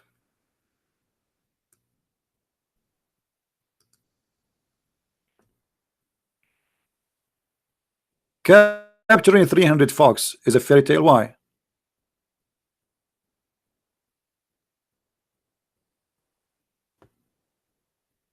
Why it is a fairy tale? Are you saying in the time of Solomon there was only two foxes, you and the other one, and you and your dad? Is that what you mean? And that in the time of Samson, there's only two foxes, you and your dad. So what the problem with 300 foxes? We can change the number for you if you want. We make it yeah, we make it 1,000. Anyway, uh, so the point of what we saying today, you keep telling me about one God, one God, one God, but your God is a silly, stupid God. You have one God, but he is not wise. You have one God, but is stupid. You have one God, he don't even know how the earth created. You have one God, you do not know how the baby created. As an example, Muhammad, everything he said is coming from Allah. When your God, he said the sun set in murky water, and the Muslim they try to defend that. They say, oh, this is how it appeared to Zulqarnain. No, that's a lie. That's a big fat lie. Quran is so clear. Read with me carefully. Allah is talking until now, not Zulqarnain, until when he reached the sitting place of the sun. He reached what? Where is the sitting place of the sun? The guy, Allah, he gave him the way. Allah gave him victory. And then he stopped where? Until he reached the sitting place of the sun. But this is a journey of many years, not a day or two. The guy supposedly he controlled the earth from the east to the west. This is what the Quran is speaking about. Ask Allah where is the location where the sun set? Where is that? And he found next to it people who live there. And he found it sitting in the murky water. The Muslim today, to cover the shame of the Quran, they say, oh no, no, no, no. This is how it appeared in the eyes, in the eyesight of this guy, Zulqarnain. Lie. Let us get you busted.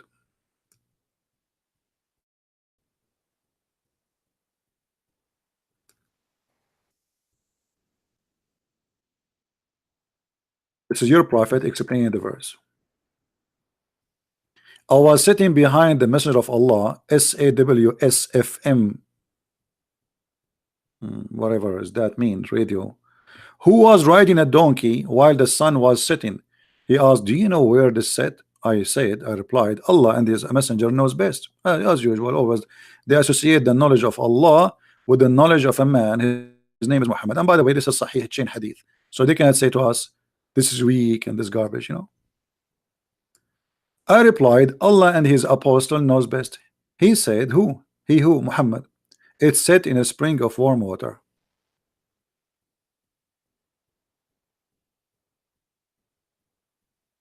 So you have one God who believed that the sun set in the murky water. Nice to meet you.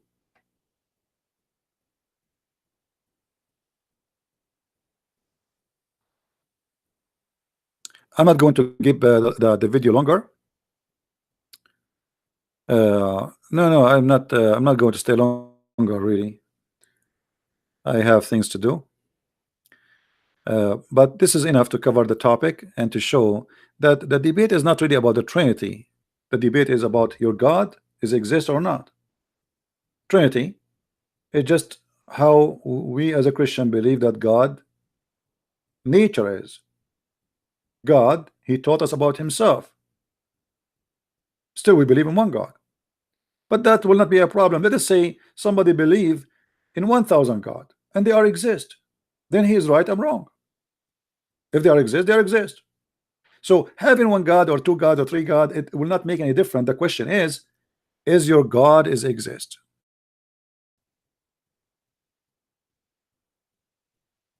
They are saying my Skype is not open. Yes, my Skype is not open for today. And you know, we want to debate. If anyone want to debate me, we will not debate kids no more. We will debate, you know, I have thousands of videos answering anyone they want to call me, right? If you are a scholar, text me your page in Skype. I will open it. Text me in Skype. Text me in Facebook. I will check your page. If you are really a person who can debate me, claiming to be someone, then you are welcome. Is that fair? Muslim, they keep complaining that Christian Prince is debating kids.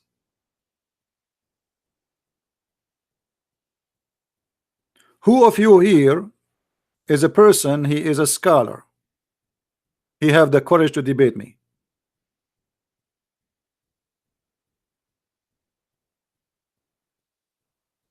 Anyone? Right now. Not tomorrow. Who of you he is like a person who have an Islamic center, he have a PhD in Islam, something, you know, so they will not say I did beat an idiot.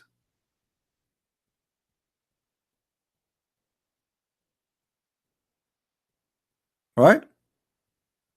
Yeah, we want to verify the person who is, you know, when the guy he said to me, I want to have my sheikh to call you. You remember what happened to the sheikh? Go and watch it. He was scattered, and until now they cannot glue him together.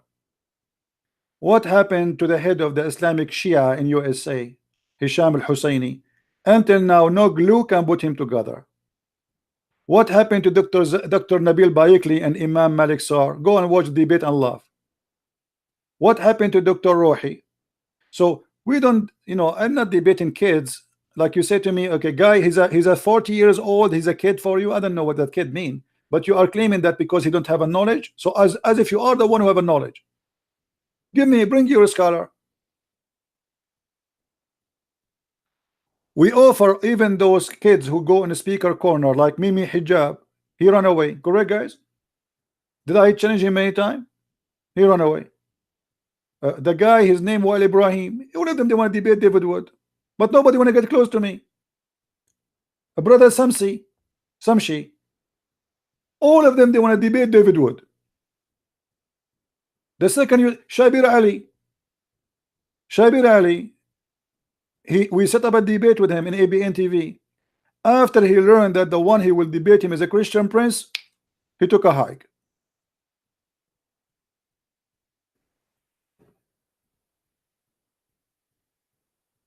You Muslims are running away. If we go to the comment in this video, you will see how many Muslims saying I am a liar. I'm showing in the screen what I'm saying. You're a liar.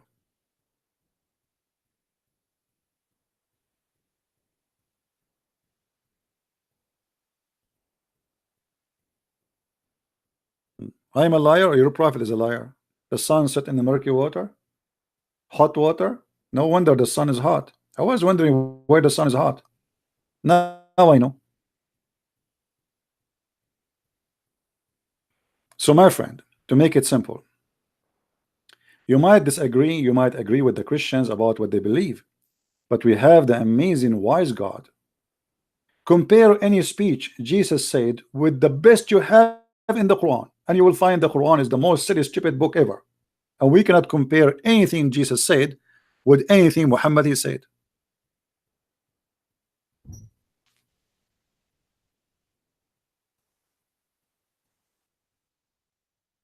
And we compare? We cannot. Choose anything, the best you have.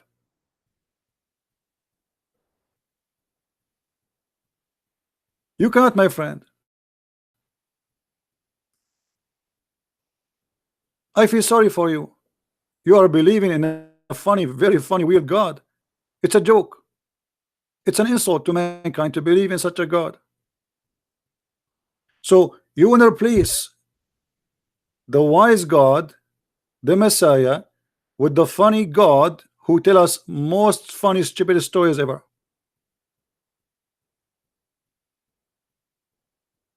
I will give an example of Jesus speaking. Shall we? Can you tell me if Jesus speak as God or he speak as a man?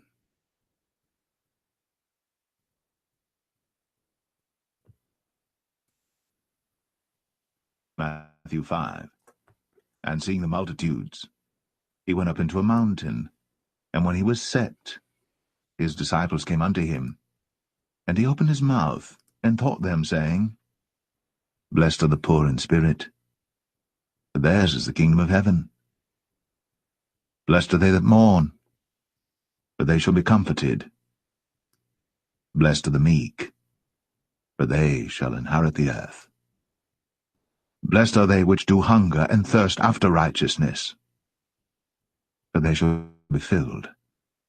Blessed are the merciful, for they shall obtain mercy. Blessed are the pure in heart, for they shall see God. Blessed are the peacemakers, for they shall be called the children of God. Blessed are they which are persecuted for righteousness' sake, for theirs is the kingdom of heaven. Blessed are ye, when men shall revile you and persecute you, and shall say all manner of evil against you falsely, for my sake. Rejoice, and be exceeding glad, for great is your reward in heaven, for so persecuted they the prophets which were before you. Ye are the salt of the earth. But if the salt have lost his savour, wherewith shall it be salted? It is thenceforth good for nothing, but to be cast out, and to be trodden under foot of men. Ye are the light of the world. A city that is set on an hill cannot be hid. Neither do men light a candle and put it under a bushel, but on a candlestick, and it giveth light unto all that are in the house. Let your light so shine before men, that they may see your good works, and glorify your Father which is in heaven. Think not that I am come to destroy the law or the prophets. I am not come to destroy, but to fulfill. For verily I say unto you, till heaven and earth pass, one jot or one tittle shall in no wise pass from the law, till all be fulfilled. Whosoever therefore shall break one of these least commandments, and shall teach men so, he shall be called the least in the kingdom of heaven. But whosoever shall do and teach them, the same shall be called great in the kingdom of heaven. For I say unto you, that except your righteousness shall exceed the righteousness of the scribes and Pharisees, ye shall in no case enter into the kingdom of heaven. Ye have heard that it was said by them of old time, Thou shalt not kill, and whosoever shall kill shall be in danger of the judgment. But I say unto you, that whosoever is angry with his brother without a cause shall be in danger of the judgment. And whosoever shall say to his brother, Raka, shall be in danger of the council. But whosoever shall say, Thou fool, shall be in danger of hell fire. Therefore, if thou bring thy gift to the altar, and there rememberest that thy brother hath aught against thee, leave there thy gift before the altar, and go thy way. First be reconciled to thy brother, and then come and offer thy gift. Agree with thine adversary quickly, whilst thou art in the way with him, lest at any time the adversary deliver thee to the judge, and the judge deliver thee to the officer, and thou be cast into prison. Verily I say unto thee, thou shalt by no means come out thence, till thou hast paid the uttermost farthing. Ye have heard that it was said by them of old time, Thou shalt not commit adultery. But I say unto you, that whosoever looketh on a woman to lust after her hath committed adultery with her already in his heart. Here I want to stop, and I want to ask you Muslims, isn't it your prophet who allowed you to do muta? Isn't it your prophet who was staring at women asses and he got horny? While Jesus saying, don't look at the woman, she is not yours. You're a prophet, he allow you. And not only that, you're a prophet, he claimed that adultery is a destiny written to you by Allah.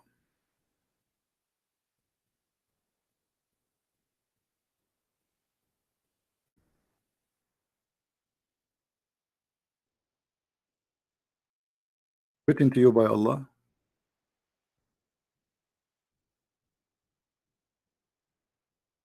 How that can be?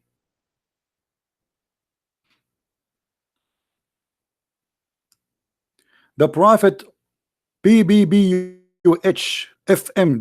said Allah has written the very partition of zina. Zina mean adultery, which man will indulge. If you do adultery, it is not your choice, it's Allah. If you get horny because you saw a woman, she is walking in front of you, that's because Allah, he made that happen to you. So what Muhammad is saying, you are going to commit adultery as Allah decide for you, not what you decide. Do you see it? Am I saying something not there? I'm giving false translation. This is your translation. This is your translation. This is your hadith. This is your website, and it is sahih.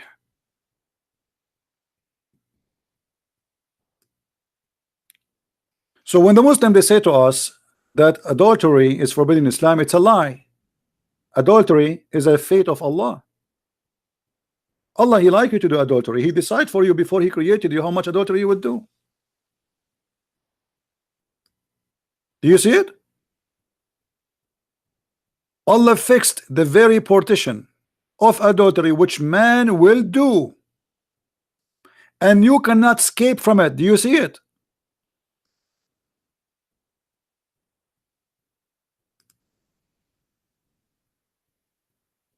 Do you see it, Muslims? So why you stone a person for adultery, you coward? If you believe that this is the destiny, stone Allah. Is that correct, guys? If Allah, he is the one who made me an adulterer, then why you want to stone me? Stone Allah. And if I cannot escape from it, which means why I am going to be punished.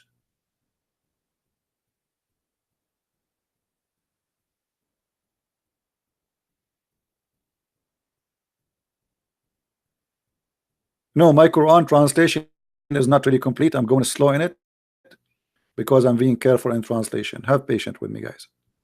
So do you see, guys? Why you punish a woman for adultery then? Why you punish a man for adultery? This is a crazy cult. If I cannot escape from what Allah wrote for me about how much adultery I will do, you punish me for what you decide for me before you created me.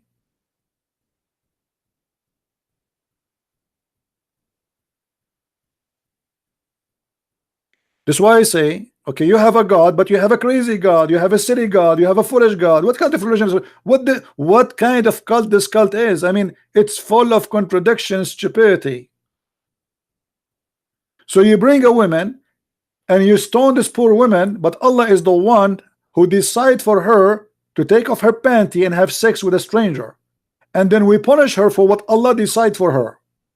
Where is justice?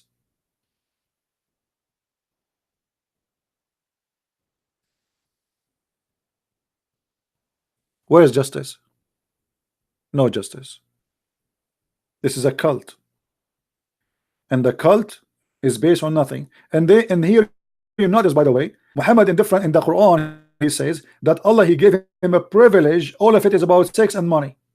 All the privilege of Muhammad is about sex and money. The best of the booty, the fifth of the booty. Any woman she wanna give herself to the Prophet. Every Muslim can marry only 4 except Muhammad, unlimited number. I mean, all the privilege. And not only that, Muhammad made verses in the chapter of Al-Ahzab saying any woman she can give herself to the Prophet so he can if her. All cult leaders, they share one thing. They are after money and women who follow and believe in them. All of them.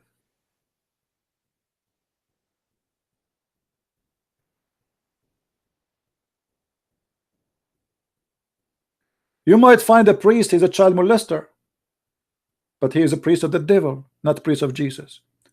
Jesus says it's better for you to put a milestone in your neck before you harm the little one.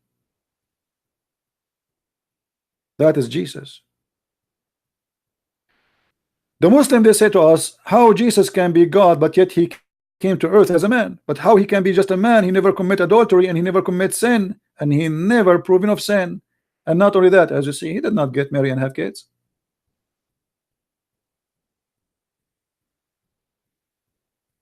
While your prophet was busy making chapters about his penis, Jesus was busy guiding us to his kingdom.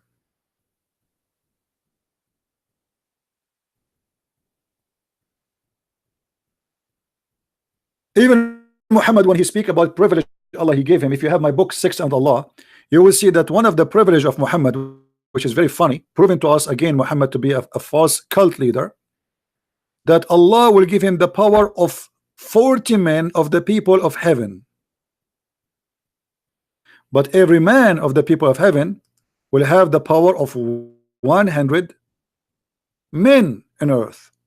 That's mean Muhammad, he will have the power of 4,000 men in heaven for sex. This is God promise. God, he promised Muhammad to have a power of 4,000 men for sex in heaven. All cult leaders, they share the same thing. They try to seduce you by sex, by money, by you name it. I mean, whatever can seduce a man or a woman. Endless penis, 70 years orgasm, power of 40,000 men in heaven. Your penis will never go sleep. Have you ever heard of a God? He promised people that their penis will never go sleep. What is that? What kind of God is God? Allah, he sent a message to Muhammad saying, your penis will not sleep. This is God teaching now.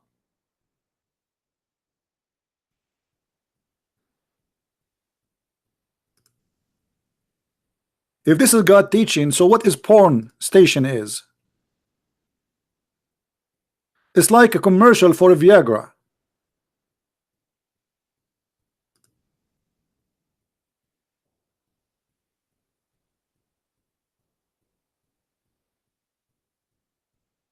My friend, one sentence of the Messiah, the Christ, my Lord and my Savior, is enough to get Islam busted. The Lord, he said, from their fruits you shall know them. And this is the fruits of Muhammad. This is the fruits of their God Allah. I do not need to read tons of books. I do not need to study to have a PhD in Islam, even though I know more than all of them. They do claim have a PhD, but just one page of this cult is enough to prove to me that it is a cult.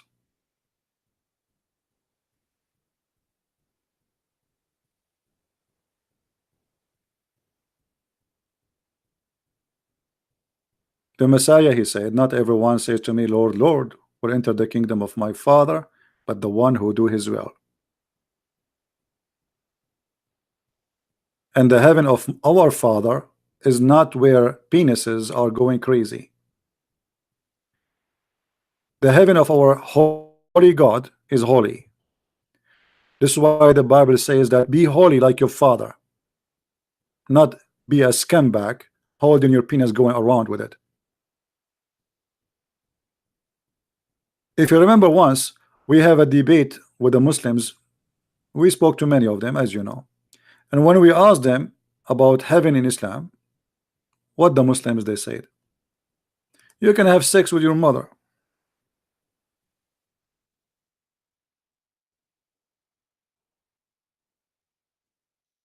I don't know how many of you downloaded those videos because they are priceless. Explain to you really what this cult is about.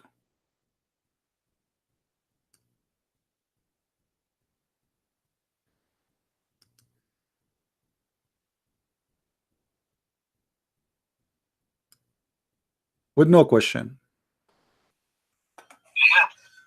Can you hear me? Yes, mute YouTube, please. Sorry? Mute YouTube so we don't have double voice. What do you want to say to us, Yes. Mr. Ras? Why you are upset?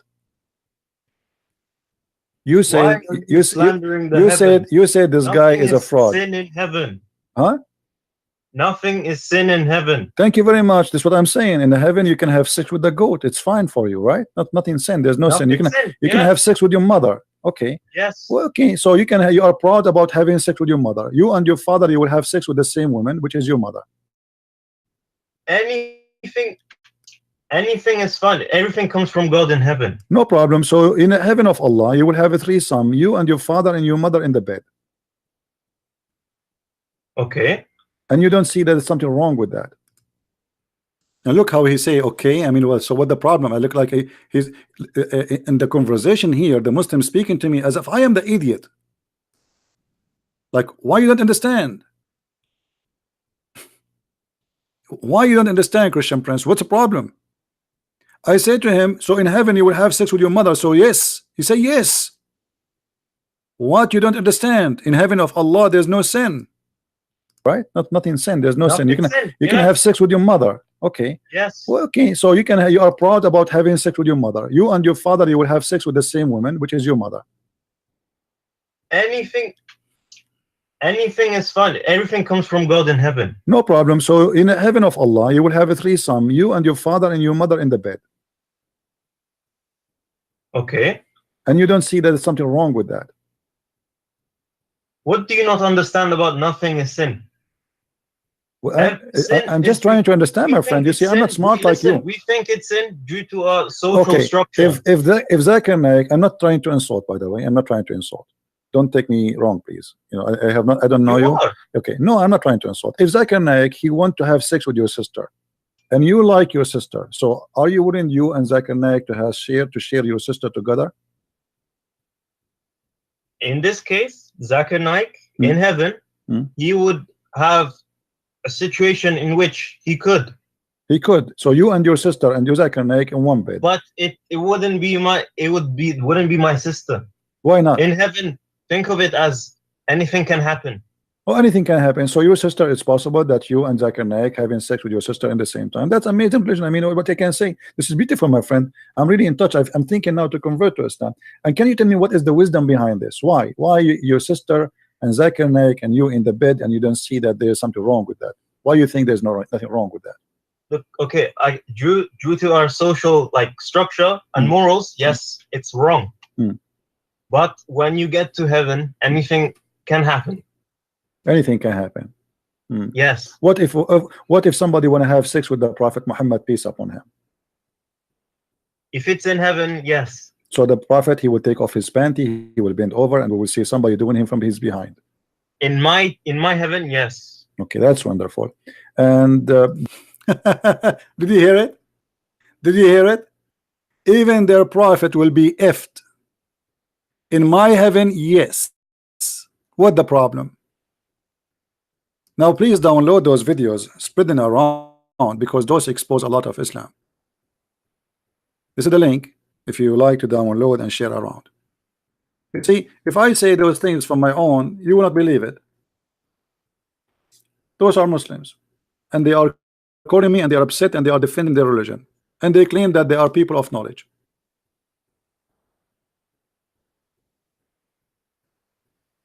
Muhammad himself, he will bend over, and Muslims will be doing him. If this is not enough to prove to you that Islam is cult, I don't know what can prove it to you then. Right? I mean, I leave that to you. From their fruits you shall know them. There is no sin in heaven of Allah. No sin. Well, I agree there's no sin, but you are doing sin there. I agree there's no sin should be in the heaven, but sleeping with your mother is okay. Sleeping with your sister is okay. Sleeping with your daughter is okay. Sleeping with the Prophet Muhammad is okay. Men sleeping together. No sin in Allah heaven. We got it. Thank you guys for being here. May the Lord bless you, and don't forget please to download the video and share it around. And until we see you again, this is the Christian Prince. I love you all. Christ is Lord, Islam is false, and see you soon again. Bye-bye.